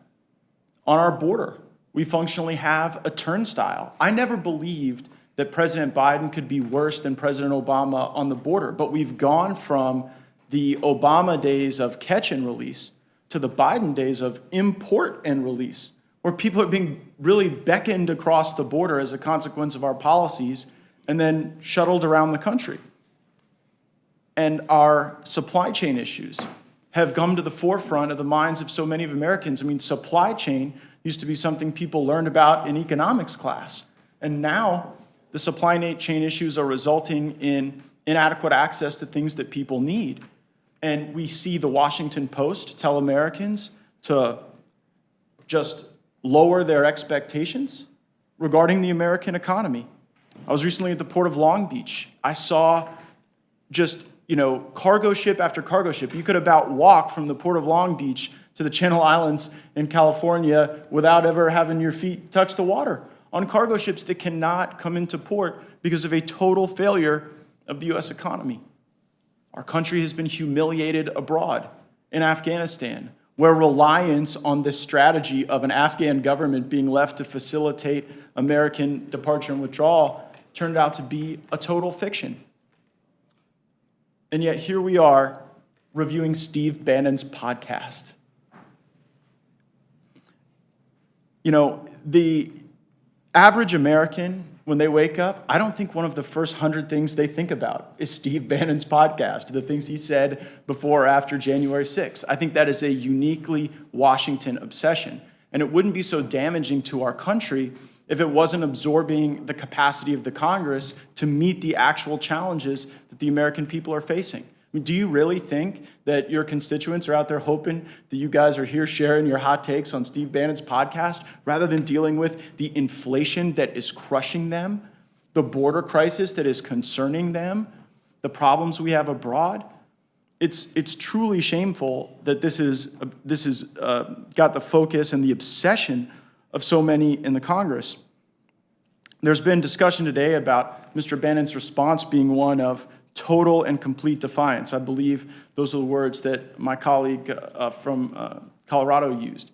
But that's not true. Mr. Bannon simply wants claims of executive privilege to be resolved. And I am not competent to resolve those questions. I don't know if those claims are meritorious or not. But I do think that a person, when presented with such demands from the January 6th committee, might reasonably want those questions to be resolved in the absence of some total and complete defiance. We saw this in the Don McGahn scenario, where once the constitutional questions and legal issues were resolved, Mr. McGahn came in and we were able to have an interview. Much has been said today about the failing institutions in America and who is to blame for them. So many of my colleagues on the left talk about Trump being this savage against our institutions, and that our institutions are all going to fail because of Trump and the insurrectionist Republicans. But truly, this is a case of projection. After the 2016 election, Democrats repeatedly called President Trump an illegitimate president. They damaged the institution of our electoral process by claiming that Trump was a Russian agent. How phony and fake that all turned out to be.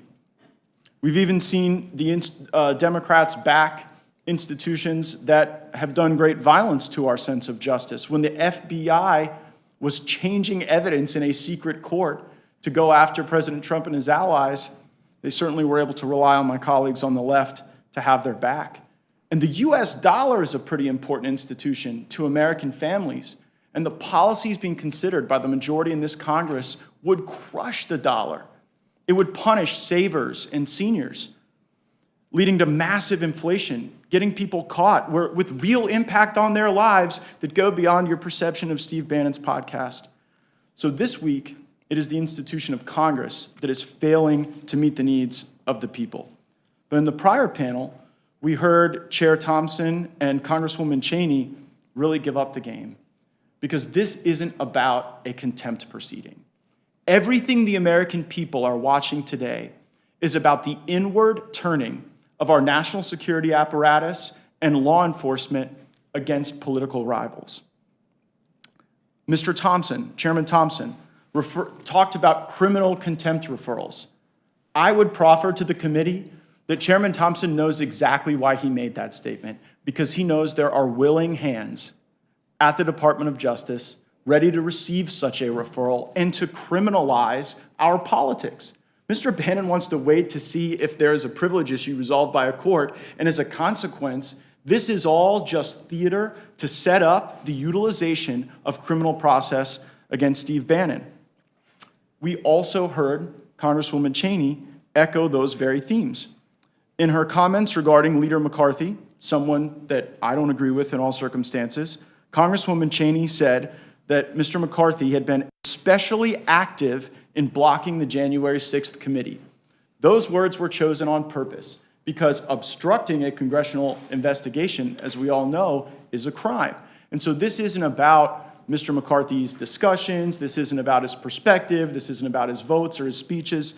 This is about setting up people like Steve Bannon and Kevin McCarthy for criminal process. And the American people need to know that has begun now. It began in that committee, and this is another step along the way to criminalize political activity. But the American people should also know it's not just the Kevin McCarthys and the Steve Bannons that are going to be targeted. It's not just going to be the powerful and the rich and the famous and people you see on TV. And the tell for that is that the federal government is going to be reviewing transactions over $600. That's what they want to do. And the whole reason that's the case is because it's not going to be an effort exclusively against those with money and power. It is going to be an effort against regular Americans to criminalize their politics. My friends, Democrats need January 6th right now more than ever. They need it because they can't pass a bill. I mean, this isn't Republicans. This was the gentleman from New Jersey, Mr. Gottheimer, and others in the Blue Dog Caucus saying, we were promised a vote on the infrastructure bill, and it is a betrayal of the trust that we have with Speaker Pelosi that vote didn't occur. So here we are. You can't get an infrastructure bill. You can't get a reconciliation bill. You can't meet the needs of the country. The border is a mess. Afghans are coming in unvetted. The dollar is crumbling. The economy is failing. Supply chain issues are hurting Americans' families. And you desperately need to obsess about January 6th. I would suggest that you need to move on, and the American people are ready to move on. But if we are going to obsess about calls for violence, it would be important to note that there's a good amount of hypocrisy in this Democrat-led effort. For example, when Congresswoman Maxine Waters called on Democrats to physically intimidate President Trump's cabinet officials, there was no such effort for contempt or review or committees or commission. Congresswoman Waters said, let's make sure we show up wherever we have to show up. And if you see anybody from that cabinet in a restaurant, in a department store, at a gasoline station, you get out and you create a crowd and you push back on them and you tell them they're not welcome anymore. It was a Democrat Missouri state senator who said, I hope Trump is assassinated. It was former Attorney General Eric Holder who said, no, when they go low, we kick them, referring to Republicans. Physical kinetic energy against your political opponents. Speaker Pelosi called President Trump an imposter and said it is dangerous to allow the American voters to evaluate his performance in the 2020 election. Congresswoman Ayanna Pressley urged unrest on the streets. She said, there needs to be unrest in the streets as long as there is unrest in our lives. We saw our country face violence and vandalism for months during the summer of 2020. Where was the commission to evaluate that unfortunate activity? In 2017, Speaker Pelosi said, our election was hijacked. There is no question. Congress has a duty to protect our democracy and follow the facts. So I guess in that case, protecting our democracy meant destabilizing the presidency. And now, all of this pomp and circumstance to preserve it. We heard Speaker Pelosi also say, quote, I'm counting down the hours till he's gone. I plan to pull him out of there by his hair, his little hands and feet.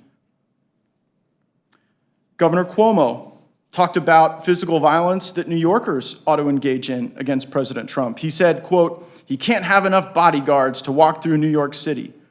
Michigan Governor Gretchen Whitmer said 86-45. Get it?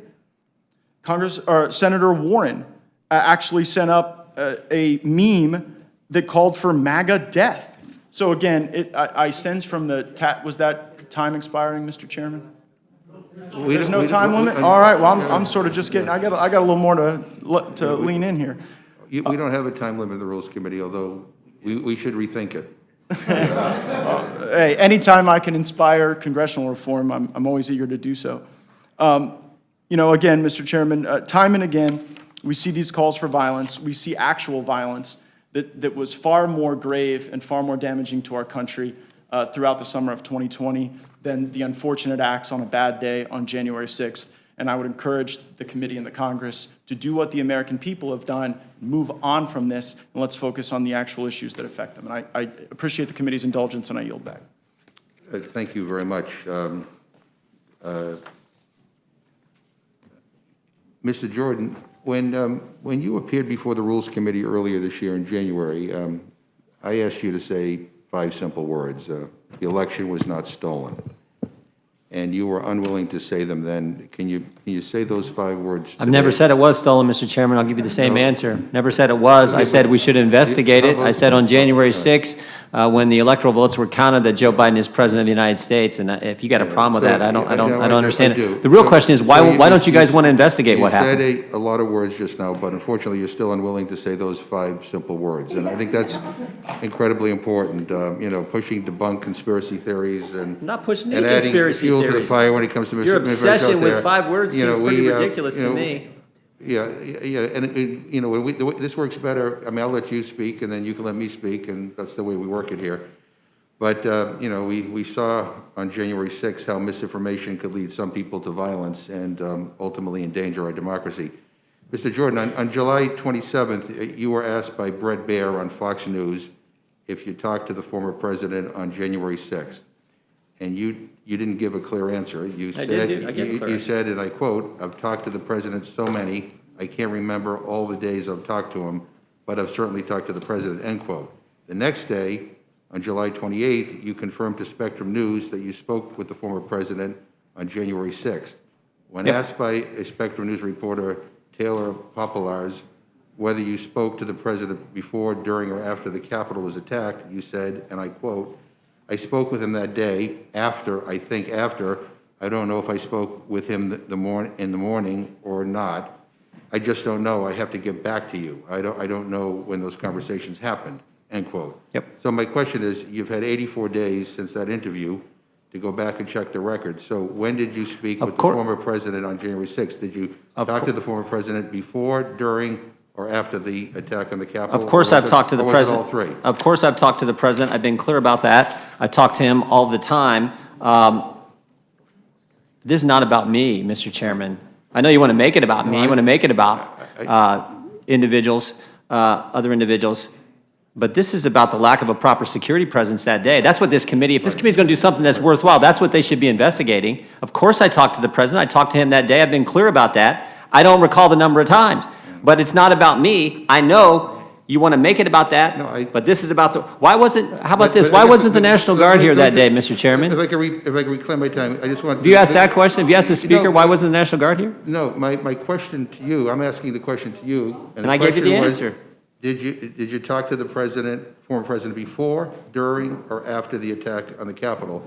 Or was it all three? The reason why I ask is, you had 84 days since you said you couldn't remember, and you would check. So if you could just clarify the record, was it before, during, or after the attack on the Capitol? I talked to the president after the attack. So not before or during? Right. Okay, and And I've been clear about that. Well, But here, let me ask you a question. You brought up January 6th? All right. But, yeah, but my understanding is that you said to a reporter from Politico that you spoke to him during. So is now after the attack, or you? During? No, I did not speak to the president during the attack. So you admitted to speaking to the former president on January 6th, the same day you voted to overturn the election. Facts be damned. And although you've routinely suggested that you're just another member of Congress, speaking with the president, your name comes up again and again in regards to efforts to overturn the election. There is even reporting that back on December 27th, then President Trump spoke with then acting Attorney General Jeffrey Rosen and others to discuss how to reverse Biden's win. An official who was on that call, Richard Donahue, notes you, Mr. Jordan, as a lawmaker who was referenced. This is the same meeting where President Trump told the Justice Department, according to handwritten notes by Mr. Donahue, and I quote, "Just say that the election was corrupt and, quote, leave the rest to me and our congressman." Did you discuss with President Trump a coordinated effort to overturn the results of the election? I have no idea what you're talking about. I have no idea what that is. Of course not. But you brought up January 6th, Mr. Chairman? What? You brought up January 6th, and you said we tried to overturn the results of the election by simply objecting? No, I just know he said by objecting. Here's what I know. Let me say, I don't know. Okay, well, I hope I get a chance to respond at some point. I just don't know of another member of Congress who is as deeply enmeshed in all of this as you are, and apparently you're unwilling to give some of the more specific answers to this committee today.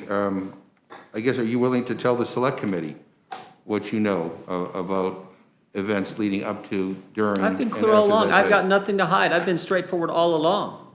And just so you know, I mean, I'm looking here, this is a Politico story here. Quote you, says, "Look, I definitely spoke to the president that day. I don't recall. I know it was more than once.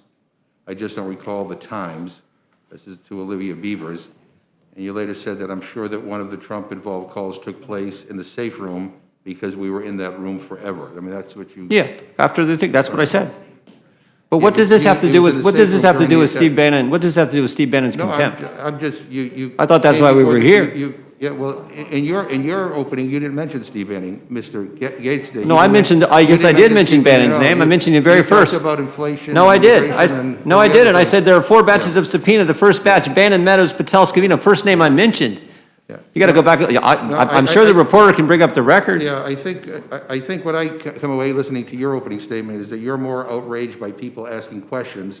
Not at all. Than police being beaten I'm more here. outraged by the Than attack on police- people's than First police Amendment being liberties. beaten here on January 6th, and the lives of the people who work for all of us being at risk. And so... January 6th, Mr. Chairman, can I respond to something? Yeah, you may. January 6, 2017, guess who the first person was to object to counting the electoral college results for Mr. Trump. Guess who it was? It was me. It was you. Guess which state? Alabama. Which state? Alabama, a state President Trump won by 30 points. So you can object to Alabama No. on January 6, 2017, and for 4 years, you guys can go after President Trump, the Trump-Russia investigation. You can do that for 4 years. In October of 2020, Hillary Clinton said just weeks before the election, she said the 2016 election was stolen from her. So you guys can investigate that, all based on lies, for 4 years. We're not allowed to ask questions for 4 minutes about the 2020 election. We're not allowed to object in Pennsylvania where they unconstitutionally changed their election law, but you can object to Alabama? No, well, I'm glad you raised that issue, all right? Mr. Raskin can object to So Florida? all right, it's my time now. So I raised the issue of Russian interference in our election. I also raised the issue of voter suppression, which was a real concern in that election. I took the action, and I said at the time, it's a symbolic action. I had no senator to join with me, but I wanted to make sure that the issue of voter suppression and So it's potential okay Russian... for you to do it? Excuse me, please. There's a difference here. I did not organize a rally or have meetings to actually I didn't either. plan and undermine an I election. didn't either. And the Capitol wasn't attacked before I made my objection. There's a difference. Nor The difference the Vice being President- Democrats are allowed, but Well, Republicans Mr. Jordan, aren't. if you don't want to testify here, you're free to leave. You I mean, keep I'm saying just- all kinds of things, don't give me a No, chance to respond. Seriously, well, I've given you a chance to respond. You won't let me get a question out. All right, go ahead. All right? Ask your question. The Capitol wasn't attacked before or after I made my objection. The Vice President wasn't rushed to a secure location. His life wasn't threatened. President Obama at the time didn't tweet out a video saying he loved rioters. There wasn't even a vote on my objection. So there's a false equivalency here as an attempt to whitewash what happened on that terrible, terrible day. I'm not trying to I was the whitewash it. last person off the floor on January 6th. And I came face to face with these people in the speaker's gallery. And I will tell you, I was there too, Mr. Chairman. if you want me to describe what evil looks like, it's looking to those faces, those people who, while 3 police officers were in front of the door trying to protect all of us, they were smashing the windows open to get at people. And so, the notion that there's all this outrage today over people asking questions, and there's not outrage over the fact that the police, the Capitol Police, who are here to protect us and who do protect us every day, were beaten. People lost their lives. Others' lives were threatened. The fact that somehow we asking questions about trying to figure out why did this happen, who is responsible, that somehow that is a bad thing. Give me a break. Give me a break. I mean, one of you mentioned political theater. If this is a political theater, I don't know what is. But let me just say, one of the most genuine statements that I have heard uttered in the Capitol was by Vice Chair Cheney, who, to her credit, is embracing the truth and asking her Republican colleagues to join with her in making sure that the questions are answered in a way so the American people know what happened, so it never, ever, ever happens again. All of us are concerned about the future of our democracy in the aftermath of what happened. We don't ever want to see that happen again. So that's what this is all about. So we could talk about inflation, we could talk about the border, you could talk about whatever you want to talk about. Fine. You're at the Rules Committee, you could talk about whatever the hell you want to talk about. But the bottom line is, I think what we're doing here today is absolutely necessary. Can I respond? You may. I'm not trying to whitewash anything. Republicans have been consistent. We have condemned violence every stinking time it happened. We condemned it on January 6th, and 600 people are being prosecuted and held accountable for what they did wrong, as well they should be. But it would have been nice if you guys would have condemned the violence in the summer of 2020, instead of making statements like my colleague just read. It would have been nice, instead of the Vice President of the United States raising money to bail rioters out of jail, it would have been nice if you'd have done that. No. This double standard, you guys get to say all the things you did about Trump for 4 years. You get to have the summer of 2020 and call it peaceful protest. We condemn violence every single time. It'd have been nice if you guys had done the same. I am so sick of the double standard. Americans are so sick of the double standard. Well, I think many of us did condemn it. I condemn violence wherever it may occur. But, let me just say this. You can yell and scream as much as you want. The bottom line is No, I'm not We yelling and saw- screaming.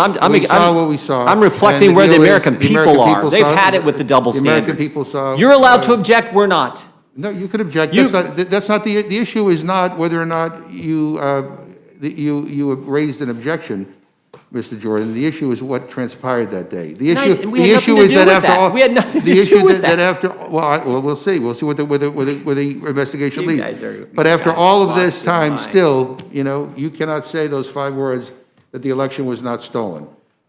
With that, I'm happy to yield to the gentleman from Oklahoma, Mr. Cole. Thank you very much, Mr. Chairman. Actually, I didn't have any questions for the last panel. I don't have any questions for this panel. But I know you came here to testify, Mr. Jordan, and I just want to make sure if there's another point that you had to make, that you have the opportunity to make it. Is there any particular concern you had? And I do want to make for the record, you should not be on trial here for, if somebody wants to talk to you, they can, charge you with something. I guess they could do that. Or if the select committee wants to call you, I guess they could do that. But I think you're here to talk about the testimony and, your view of the subpoena. So if you don't have anything to add on that, that's fine by me. No, I mean, look, I thought this was about the subpoena. I'm concerned about what's happened to people's rights. I'm concerned about the double standard, as I've indicated. And look, as far as me personally, I talk to the president all the time. I talked to him that day. My understanding is, from my memory, I talked to him after the attack happened and we were moved to the chamber. I may have talked to him before. I don't know. But all I'm saying is I had nothing to do with any of this. So that to me is just, Well, you guys, they're again, Democrats' that's obsession. not what we're here to determine anyway. So with that, I'll yield back, Mr. Chairman. Thank you. Ms. Torres. I think the American people can see the big difference between the previous panel, Mr. Chairman, and this panel. The previous panel who is eager to get to the truth, to get to an investigation, to get to preserving our democracy, standing up, having the courage to stand up for the rule of law. It's a huge difference. It's a huge difference between hiding the truth, accepting the fact that an insurrection happened, that we almost lost our lives. Some people may not care about their lives, but I care about mine, and I care about the lives of my colleagues, all of my colleagues, Republicans and Democrats. It is unfortunate that we continue to have this discussion, because what happens here in this temple of democracy, oftentimes happens outside of this U.S. Capitol. A woman was recently raped on a train. And while this woman was being violently assaulted, sexually harassed, the passengers stood there and did nothing. I stand corrected. They did something. They held up their cell phones and recorded the crime in progress. Police are investigating that. But there's more to the fact that a woman was raped, violated, assaulted in plain sight while riding a train. There's a moral issue of people just standing by and watching crimes happen and not caring about understanding what happened and how do we prevent that. I did not vote for the former president. I did not respect the former president's positions on pretty much anything. But I believe in the rule of law. And I went to the inauguration because it was my duty to do that.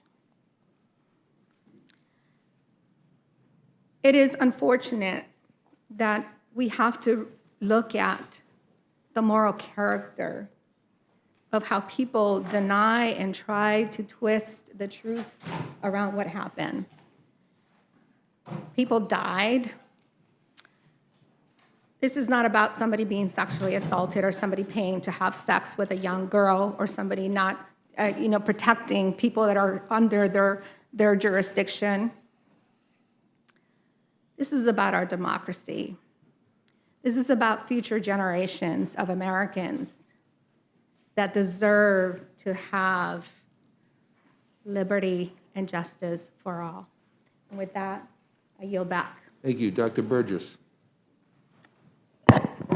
Thank you, Mr. Chairman. I hadn't intended to ask any questions, but I will confess Mr. Gates's recitation of issues struck a chord with me. I've been concerned about what I see on television, where it appears that there is a criminalization of dissent occurring. And then the current president, appeared to endorse that on a widely reported interview that he gave. And we do need to be careful. We're the people's house. We are where people come together to debate the big issues of the day, figure out how to spend the people's money. But the criminalization of dissent is it's a major concern to me. And I do worry about the direction we're going with some of the things I'm seeing, even at school board meetings where people are being told that they can't speak or it's inappropriate. I also, if I accept the assumption that this isn't about last summer, this is about everything that happened on January 6th on, we don't ever ask any questions about the automobile attack on the gate, where a policeman lost his life on Good Friday. We don't talk about protesters taking over Department of Interior. I mean, these are all recent events that happened within, in the case of the Department of Interior, within the past week. Where are the headlines? Where are the stories? Where are the calls for investigation? They simply do not seem to be occurring. So forgive me if I'm looking at these activities today as being somewhat politicized and one-sided, but Mr. Gates, I did want to let you know I concur with your concern about the criminalization of what should be normal political speech and criminalization of dissent. And free to comment, yes, sir. I thank the gentleman, and I would start by saying that I also value the lives of my Democrat colleagues, particularly the gentlelady from California, and I think everybody's glad that nobody was hurt, and I don't think there's a single Republican that wished that anyone lost their life or was harmed in any way. And, to Mr. Chairman's comments, in light of what Mr. Burgess said, this doesn't strike me as an eagerness for the truth as much as it strikes me as an eagerness for a prosecution, for the utilization of criminal process. And this is just one step along the way, not for the truth, but to get prosecutions going of people that are political opponents. I agree with the chairman that we never want anything like January 6th to happen again. I think that is a valuable and virtuous goal, but I reject the premise that the process we're going through now makes that less likely. Matter of fact, I think that when you have circumstances where we violate all sense of process and protocol to remove the minority leaders, chosen members of the committee, when we utilize preservation demands against the phone records of members of Congress and then have leaks illuminate that rather than giving people due process and the rule of law, which Congresswoman Torres spoke eloquently about, I don't think that any of this is moving us away from another violent event. I think, as a matter of fact, these hyper-partisan, questionable efforts that are so unprecedented may actually animate more violence on the right and the left, and that would be yet another failure of our institutions that no member, Republican or Democrat, would ever want to see. I thank the gentleman. I yield back. Thank you, Mr. Chairman. I'll yield back. Yeah, let me just again remind everybody here, just what I said in the previous panel, that there was a genuine attempt at a truly bipartisan commission. I inserted the record of the Republican leader. All the demands that he had made were acceded to, and that was rejected. How does that inform on so- removing his so if people in on the fact, committee as it's informed now? if in fact we could have moved that forward, the minority leader could have appointed you or Mr. Jordan or whoever else he wanted to be on that commission. The reality was... So you're punishing him for it? No, the reality was that basically it became clear that that amongst the leadership, there was no interest in getting to the truth, that there was only an interest in obstruction and sabotage. And so we had to move forward in a different way, not the way we wanted to. Do you think it's helpful to say that because McCarthy didn't, live up to what you believed his commitments are, you're going to punish due process as an institution and the rule of law by removing Banks and Jordan from the committee? We embraced due process, but we're interested in getting to the truth, Mr. Gates. And and there's a difference. And there's the difference. I think we are at odds on that. Mr. Perlmutter. Thanks, Mr. Chair. Listening to Mr. Jordan and Mr. Gates reminded me of old law school kind of statement. If you don't have the facts, argue the law. If you don't have the law, baffle them with bull. And I'd have to say to my friends, Mr. Gates and Mr. Jordan, I've never heard such an effort to obfuscate the question that we have before us. And I could only think of the word sophistry, which is the use of fallacious or specious arguments, especially with the intent to deceive. And I don't say that lightly, because these guys are my friends. I work with them on things. But I am very disappointed. And I'd say to Mr. Jordan, what happened on January 6th, that was a direct attack on liberty. That was a direct attack on freedom. That was a direct attack on people's right to vote. And the subpoena that the committee has issued has been ignored and defied. And the committee is within full rights, this Congress is within its full rights to demand the truth from Mr. Bannon, to demand that he appear. If he chooses, Mr. Gates, to plead the Fifth Amendment, that's his prerogative. But he doesn't have the prerogative to defy a subpoena as he has done. And so I'm going to be voting for this rule, and I yield back to the chair. Thank you. Mr. Reschenthaler. Thank you, Mr. Chairman. Mr. Perlmutter was referencing law school. Mr. Perlmutter, if the bar knew how many days I skied my 3L year, they'd probably revoke my law license. And I know that you would probably appreciate that comment more than anybody. So there's been a lot said here today. But I think that really what we should focus on is just the issue, and that is that's looking at the case law. So we know that congressional subpoenas must address a valid legislative purpose and be related to and in furtherance of a legitimate task of Congress. So if you look at the case law, I'd say that's the only thing we should be looking at. It's a very narrow topic. Mr. Jordan, would you like to apply the facts as you see them to that narrow legal topic? Yeah, we've said this from the get-go that it seems to me the appropriate questions to be asking are the lack of a proper security presence that day. Why weren't we prepared? Why weren't we ready? That's a legitimate legislative purpose, legitimate oversight function of the government, not what we see the committee engaging in now.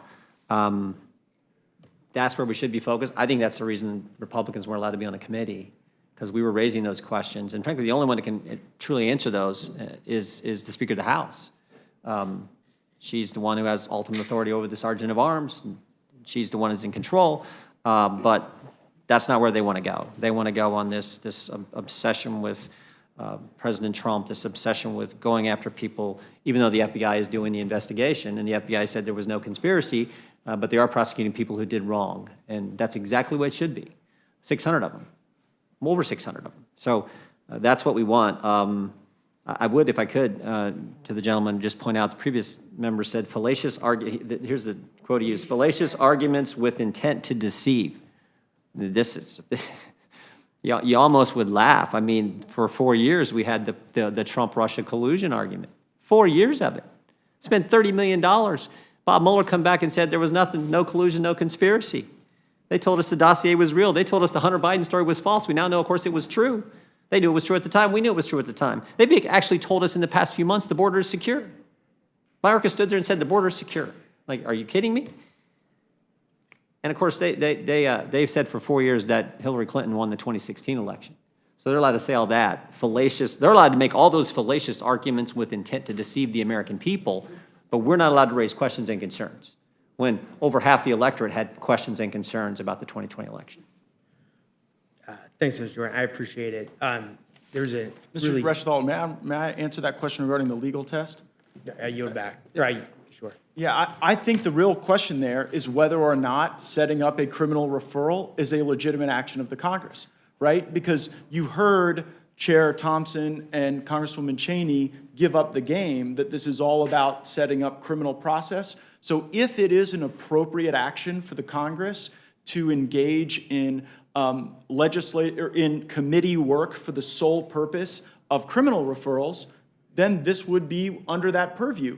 But there's a reason why the founders did not vest in the Congress criminal prosecution authorities, because to establish that balance of power, that requirement and that obligation resides elsewhere. So applying the legal test to the Bannon question, I think really does ripen the fact that this is about criminal process, not about oversight, not about legislation.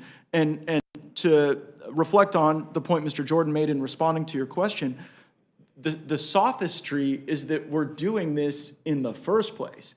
Is there a single American who believes that if the Democrats had a reconciliation deal and an infrastructure bill, that we would be doing this week? Absolutely not. They'd be working on the legislative promises that they've made to constituents, but they can't get a bill.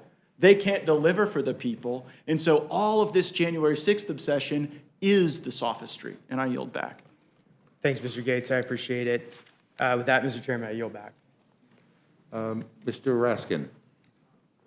Thank you, Mr. Chairman. You know, the first thing I wanted to say was to you, Mr. Chairman, you know, you acted very bravely on the evening of January 6th. You took the lectern, you took the dais after Speaker Pelosi and the Democratic and Republican leaders were escorted off of the floor, and you have not been sufficiently noted for what you did in keeping us going during that pivotal moment, and you were the last member to leave the House of Representatives, and you were very close to the scene where the insurrectionists were trying to break into the House of Representatives. So I just want to acknowledge that and acknowledge your courage in acting that night. Mr. Gates, welcome to the Rules Committee. It's good to see you. Good to see you again. One thing I do think I want to correct is that Chairman Thompson and Vice Chair Cheney never said that the purpose of this was to bring criminal referrals, that the purpose of the investigation was the purpose of the investigation is to get to the truth of the causes and the events constituting the attack on Congress and on the Capitol. So the purpose of this particular action is to coerce compliance by Steve Bannon, who is the only person out there who thinks that he's above the law. Now, but by all means, you can respond to that. I would suggest using a phrase Mr. Bannon uses quite frequently, catch the signal, not the noise. The signal in the testimony from Chair Thompson and Ms. Cheney referenced criminal contempt and Mr. McCarthy's especially active efforts to block the committee. So I think that the signal they are sending is that that's the direction they want to go. Catch the signal, not the noise. Okay. And you started off by saying that we're more concerned, I think, about Steve Bannon's podcast than we are about the truth of January 6th. I didn't know Steve Bannon had a podcast. Apparently, Well, did you listen to the statements of the? I didn't know that that's where they were drawn from. He referenced them in his opening. Well, I knew that Steve Bannon was repeatedly saying on January 5th that all hell is going to break loose tomorrow. We are closing in on the target. He was saying it's unlike anything that you're going to expect, and so on. Very similar to other political rhetoric. Okay, fair enough. But here's the point. Let's just speak for real, if we could, Mr. Gates. Only way I do it. You've been on Steve Bannon's podcast 3 different times. I think way more than 3. Okay, at least 3 times that I could find just by Googling it here. So the only person mentioning Steve Bannon's podcast is you. No, that's not true. The chairman actually mentioned it in his opening. Okay, then I missed it. He was mentioning statements. He wasn't advertising the podcast or his slogan or whatever. But here's the question I want to ask you. Let's just start with basics.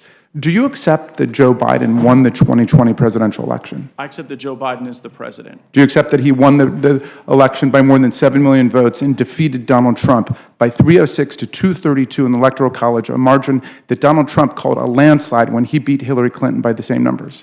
I think that our election was uniquely polluted by these indiscriminate mail-in ballots. I think that this was the first time in America's history where the mailbox beat the ballot box. Do you think there's any evidence that there was electoral corruption or fraud that materially altered the outcome of the presidential election, and where is that evidence? I believe that had mail ballots not been sent to people who had not requested them, that Donald Trump would be sitting behind the Resolute desk. Okay, but you don't think that there is, legally speaking, I know you're a lawyer because you went to the great law school, William & Mary. Legally speaking, there was no election fraud or no election corruption. Well, let's put it this way. Do you agree that 61 different federal and state courts, including 8 judges that Donald Trump appointed himself to the federal bench, have rejected every claim of electoral corruption or fraud that have been advanced? Do you agree with that? I don't, and the reason is those claims are not evaluated because in many of the circumstances you reference, jurisdiction was the principal question. So I think it requires a review of the procedure. Do you have any case authority in the land of those 61 cases or any other cases where a court has determined that there was electoral corruption or electoral fraud that materially affected the outcome of the election in any state in the union? No court. Do you have one? Which I believe is a real failure of the judiciary. I think the Article 3 courts failed our country by not exercising more jurisdiction over those questions. Now, there's a difference in whether or not fraud existed and whether or not there's an adequate remedy, and I think also a number of those cases were kicked on remedies. No court has said that fraud existed, and so there's no remedy because there's no violation, Mr. Gates. Right, but you cannot there's no violation, there's no fraud. Decided that there was no fraud if they didn't take up the question and review the facts on jurisdiction or remedy. You know what? That might work on Steve Bannon's podcast, but that's not going to work in the Rules Committee of the United States House of Representatives. I'm sorry, Mr. Gates, forgive me. I've got some serious questions to ask you. The chairman of the January 6th committee, Chairman Thompson, and John Katko, who was the emissary of Kevin McCarthy, negotiated an agreement for an independent outside commission with 5 Democrats, 5 Republicans, equal subpoena power, right down the middle. And yet Donald Trump decided he didn't like it because he doesn't want anybody investigating January the 6th. So he turned against it, and then the Republican leadership flipped over and turned against it. I think you voted against that commission. Why did you vote against that commission? For many of the reasons that I've discussed today, that the focus on January 6th, the obsession So you don't want to know? is unwarranted. You don't want to know anymore? Look, I think we have. Okay, let me ask you about that. We have a process in Article 3 where the courts get to determine those issues. If the United States government brings charges, people can resolve those in the courts. You don't want to know. That's not okay with you guys because you want Mr. to Gates, politicize it because you. I know you too well for this. You don't want to know the answer. You don't want to know. You guys don't have an No, answer. So let me, The issues Mr. Gates, affecting let me the ask you. Let me ask you a serious question. The stenographer is trying to take people's words down, and she can't if everybody talks over each other, so. Our apologies you have to the yeah, stenographer. okay, We're going to thank do you. it civilly like 2 lawyers, okay? Mr. Gates, let me ask you this. Let's say that the exact same attack had taken place. Let's assume 145 of our officers were beaten in the face with baseball bats, steel pipes, Confederate battle flags, etc. Let's say they interrupted the counting of electoral college votes for the first time in American history for 4 or 5 hours. Let's say marauders, insurrectionists came into our building and chanted for hanging Vice President Mike Pence. But let's just change the hypothetical. This one element, Mr. Gates. Let's say it wasn't the Proud Boys. Let's say it wasn't the Oath Keepers. Let's say it wasn't the 3%ers. Let's say it wasn't the Aryan nations. Let's say it was Al-Qaeda or ISIS. Would you really not want an investigation into what happened with that attack on America? If Al-Qaeda or ISIS attacked the U.S. Capitol, I would think that the least capable institution to bring them to justice would be this January 6th committee. You would not want... I would far prefer the legal process to play out or the military process to play out. If the American people had to rely on the Congress itself as an institution to protect us from ISIS, without law enforcement, without the military, we would be in deep, deep trouble. Okay, is that a new position for you and Mr. Jordan? Because I know you guys it's a have new been involved... hypothetical. Yeah, you've been involved in a lot of different investigations, both of you. For example, does Benghazi ring a bell? I was, I believe, a law student at the great William and Mary Law School. All right. Well, but before I come to Mr. Jordan, let me ask you this. Do you think that people who are subpoenaed by a court or by the United States Congress, who think in their head that they might have a privilege or someone else might have a privilege, have the right just not to show up? I believe that people have the right to allow the legal process to resolve whether but you know how they're that works, Mr. obligated Gates. to You're a appear. lawyer. You know how that Very works. much so. You You show know up. it works too. Wait a second, You know Mr. that- Gates. Wait, hold on. Let's try to educate the public here. Please. Because people need to know. If you're subpoenaed, you go. If you think you have a privilege, for example, let's say Steve Bannon says, you know what, I'm guilty as hell. I don't want to testify against myself. In America, you don't have to. The Fifth Amendment privilege against self-incrimination says, I plead the Fifth. I might incriminate myself, but you know what? You got to go. And you got to answer each specific question. Some of them might implicate your Fifth Amendment rights, and some of them might not. Even if he thinks he's got, in some surreal parallel universe, a presidential executive privilege, even though he didn't even work for the White House at that point. He'd been fired by Donald Trump in August of 2017. This is in January of 2021 and December of 2020. But even if he thought that, he's got to come before the committee, and he has to plead it. Do you not agree with that? No, I think that... No, honestly, do you not agree with that? Hold on, Mr. Yeah. Raskin, I allowed you to speak, and I didn't interrupt you. I hope I'm given the same opportunity. Just give me the honest answer. The honest answer is that the McGahn litigation that you and I both followed closely as members of the Judiciary Committee actually is the path forward. McGahn didn't have to show up to assert that he was waiting for legal... The president asserted executive privilege on his behalf. Now you're the one giving challenges to the stenographer. So, No, I'm telling you, wait a second. I'm going to elaborate on your answer here. But I haven't even given my full answer yet. That's not how it works in the Rules Committee, Mr. Gates. Just follow this then. Well, wait the a second. president. Do I get to respond to these? Mr. Gates, I'm going to give you the chance to respond. Well, it doesn't Respond sound to like it. this. Sounds like you President monologue Trump and then asserted complain about the executive privilege. stenographer if I respond. President Trump asserted executive privilege for McGahn.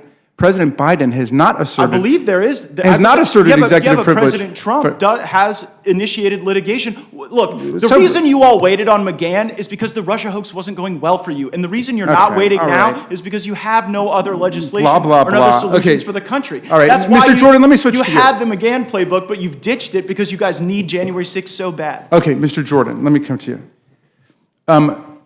You're a lawyer too, right? Nope. Okay, I thought you'd gone to law school. I went to law school, never took the bar exam. Oh, gotcha, Never sat okay. for the bar exam. Gotcha. My dad never took the bar either, so. Do you oppose the use of criminal contempt charges against people who refuse to testify before Congress? No, we've used it. I mean, we contempt Lois Lerner after a year of hearings and investigation. You sure did, didn't you? You said Lois the U.S. Lerner. attorney had a legal duty to go to the grand jury, didn't you? Well, it says shall, when the Congress voted for contempt, it says shall go to the grand jury. That U.S. attorney didn't. That's right, and He you didn't also go. said the U.S. attorney unilaterally decided to ignore the will of the House of Representatives. It's true. You said Mr. Manchin was legally bound to convene a grand jury, but indeed he ignored his obligation and unilaterally decided to ignore the will of the House of Representatives. Wrote a 15-page Don't you think letter. it's important that when we're exercising our Article I powers to get the evidence we need in order to legislate, that people obey the subpoenas of the United States House of Representatives? You used to believe that, Mr. Jordan. Do you no longer believe that? Once a legitimate investigation, sure. All right. Sure. In 2012, the Oversight Committee approved a resolution holding Attorney General Holder in contempt of Congress. Do you remember that one? Say it again. I was thinking I was going to elaborate on the answer when you cut me off. To ask me the question again, please. Well, continue, Mr. Jordan, because everybody's always violating your rights, so I'm going to give you all the time you want. No one's violating my rights. Okay. Well, look, let me remind you what you said when Attorney General Holder was held in criminal contempt of Congress.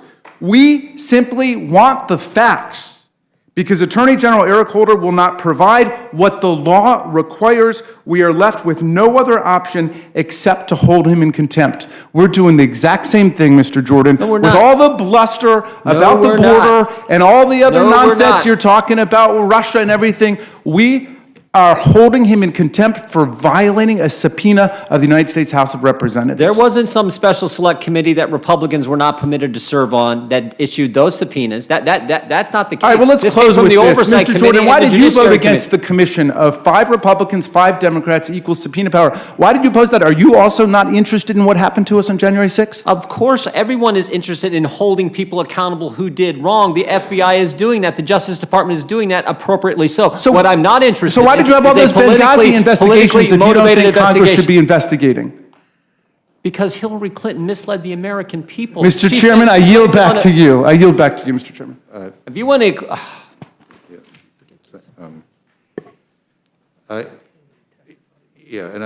and Hillary testified, by the way, before the United States House of Representatives for how many hours? 9 hours, Yeah. I think. I also just want to say for the record, I mean, the Mueller report gets brought up, and people keep on saying that Mueller found nothing in regards to Russia. Because the historical record to be clear here, that the 448-page Mueller report actually contains copious details about how Russia interfered in the 2016 election. So Sounds like an insurrection, Mr. Chairman. But I think it's important for that fact to be made clear. Ms. Fishbach. Thank you, Mr. Chair. And Mr. Chair, I don't have any questions. I just, I'm a little disappointed in the fact that it has become the custom to really go after and put our colleagues who come to testify on trial here. And I thought that we were here to speak about a very specific resolution, and I would hope that our conversation would stay to that. But thank you, Mr. Chair. I yield back. Yeah, I was hoping it would stay on that subject too, but we covered a lot of different territory here. Ms. Scanlon. Thank you, Mr. Chairman. I too am trying to catch the signal, not the noise. So the Rules Committee is here to consider a resolution to find Steve Bannon in contempt for refusing to comply with a congressional subpoena to testify about what he knows about the January 6th attack on the U.S. Capitol. Am I correct, Mr. Jordan, that you are here because you oppose finding of the resolution to find Steve Bannon in contempt of the congressional subpoena? Yes. Okay, how about you, Mr. Gates? Are you here because you oppose finding Steve Bannon in the resolution to find Steve Bannon in contempt? Yes, and I think that's because he hasn't actively defied it so much as he's asked for a question of law to be resolved. So you disagree with the underlying facts, perhaps. Mr. Jordan, in passing, you also mentioned that you object to the January 6th committee subpoenaing organizers of the January 6th rally about whether they spoke with members of Congress about the rally or the attack on the Capitol. Is that right? Yeah, I pointed out in my opening Okay, I statement. You can got see 11 why you might individuals think whose that. names on some application, and then they're going to get called in, deposed. Many of them are 20-some-year-old staffers. And some of them actually organized the rally with the White House. I do appreciate the fact that both of you have acknowledged here today that Joe Biden is the president, although I find your repeated endorsement of demonstrably false conspiracy theories about the 2020 election to be both uninformed and unpatriotic. But I appreciate that you both did acknowledge that Joe Biden is the president. I have to assume you also acknowledge that former presidents lose the power to pardon once they leave office. Would that be correct? Yes. Okay, thank you. I yield back. Mr. Morelli. Thank you, Ms. Chair. I don't have any questions, but I do find, I think, the characterization of it as an assault on their First Amendment rights simply by asking people information about that they may have that may be relevant to an investigation about attacks on the United States Capitol to be sort of extraordinary. I gather, and I'm no expert in this, that every single day in America, law enforcement and people ask folks in all manner of investigations for information. I don't know that I've ever heard it described as an attack, an assault on First Amendment rights. I think, we have to balance interests always, certainly, but I think asking for information that may be relevant, and there's no suggestion that the committee has just gone through the phone book to inquire or to ask information. People, I notice a lot of members don't know how to control their volume button on this committee. We may have to have a technical session. That wasn't me this time. No disrespect meant to the gentleman from Oklahoma either. Yeah, I apologize. No, I struggle with it myself. I would include myself in that instruction. But I've not heard that described, and so I'm not sure what the assault on First Amendment's rights, that seems to be a big deal, but I haven't heard anything here that indicates that any such assault exists. I also, and I'll just close with this, I've also not heard a single rationale why Mr. Bannon should not be compelled to testify before the congressional committee. There's a section of the U.S. Code, which we've talked about, which suggests that you have to answer a subpoena. I think my colleagues who are learned members of the bar have discussed what happens in the case of a subpoena when you assert certain privileges, that there are standards to be followed.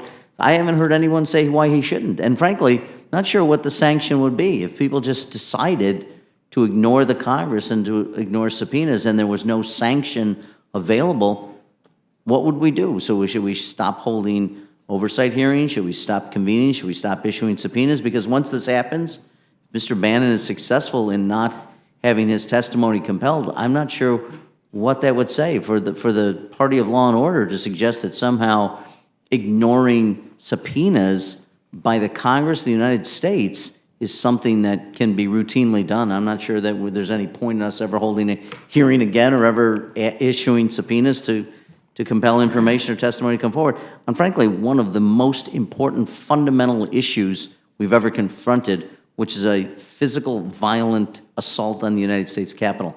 I'm almost at a loss for words to understand, but I just go back to it. I haven't heard a single thing. I've heard a lot of conversation here, a lot of going back and forth. I've not heard a single rationale why Mr. Bannon should, and frankly, if he doesn't know anything, comes forward and says, I don't know it, I have no information at all. Okay, I'm not sure why you wouldn't just do that, but clearly, because there's other issues here that have nothing to do with rights or assertions of executive privilege. This is the politics of Steve Bannon, I get it, and wants to be a controversial figure, and he's managed to get pardons before. Maybe he figures somebody will pardon him in the future, I don't know, but I'll support the underlying rule and the resolution. Thank you, Mr. Chair.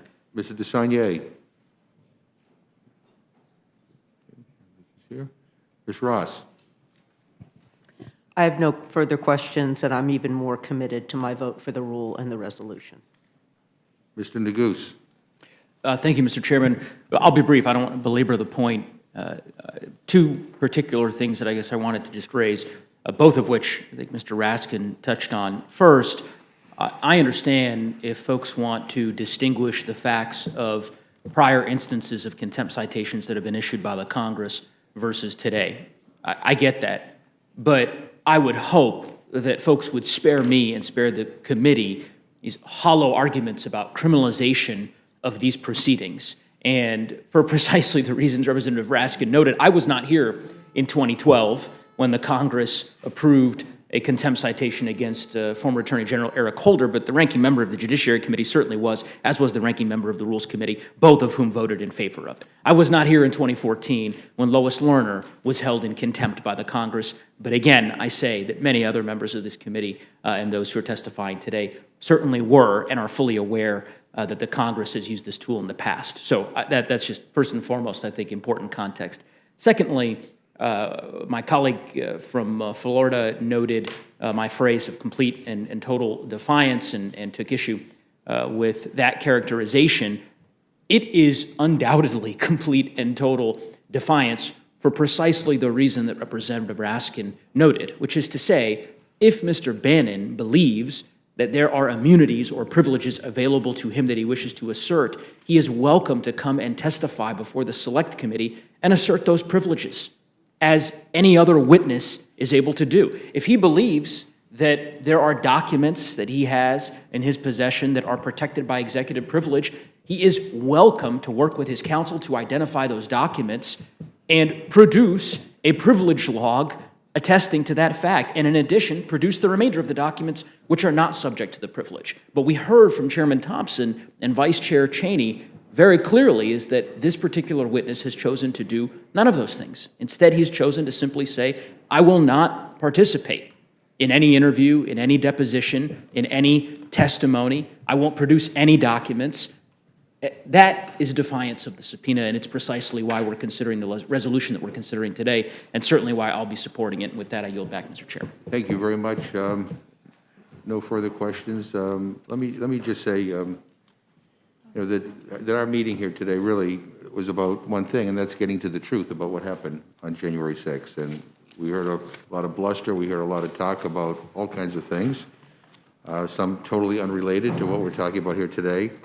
But that's not what I'm going to remember most about this hearing today. And what I'm going to remember most is that before this panel, we had a chair and a vice chair, a Democrat and a Republican, sit there and despite disagreeing on virtually every single issue under the sun, came together in support of defending our democracy. And I think what they did is what patriots do. What public servants do, and what it's about putting our country before party. And I'm worried. I think a lot of us are worried about the future, about our future, about the state of our democracy. But actually, moments like we witnessed earlier actually fill me with hope. I wish more of our colleagues would join them, and I look at this not as an opportunity to defend one person, but to defend something greater, this Congress, Constitution, and our democracy. So I appreciate both of you being here, and you are free to go. And anybody else wanting to testify? Hearing none, then that closes the hearing portion, and I now will yield to the gentlelady from California and entertain a motion from the gentlewoman, Mrs. Torres. Mr. Chairman, I move the committee provide for consideration of the resolution accompanying House Report 117-152 under a closed rule. The rule provides that if House Report 117-152 is called up by direction of the Select Committee to investigate the January 6th attack on the United States Capitol, all points of order against the report shall be waived and it shall be considered as read. The rule provides 1 hour debate equally divided among and controlled by Representative Thompson of Mississippi, Representative Cheney of Wyoming, and an opponent or their respective designees. The rule waives all points of order against consideration of the resolution accompanying the report. Finally, the rule provides that the resolution accompanying the report shall be considered as read. And I want to thank the gentleman for her motion, but before we go to a vote, I just want to recognize that this will be the last and the final Rules Committee meeting for our digital director, Mary Lieb, who is leaving this week. Many of us are used to seeing her here taking photos during our meetings. She's here. Where did she go? Oh, there she is, right there in front of me. Right. Okay. But there's a lot of work that goes on behind the scenes, as we all know, and she has been invaluable as we transitioned to remote committee work at the height of the COVID pandemic, and she helped many other committees too. She's not done yet because we're putting her to work reading the roll today. But Mary, I think I speak for all of us here when I say that we're going to miss you, and we wish you all the best. And from the bottom of our hearts, we thank you for your service here. So thank you. And with that, the vote is now on the motion from the gentlewoman from California. All those in favor say aye. Aye. Opposed? No. No. Opinion of the chair, the ayes have it. I'm not requesting a recorded vote. A recorded vote has been requested. Clerk will call the roll. Mrs. Torres? Aye. Mrs. Torres, aye. Mr. Perlmutter? Aye. Mr. Perlmutter, aye. Mr. Raskin?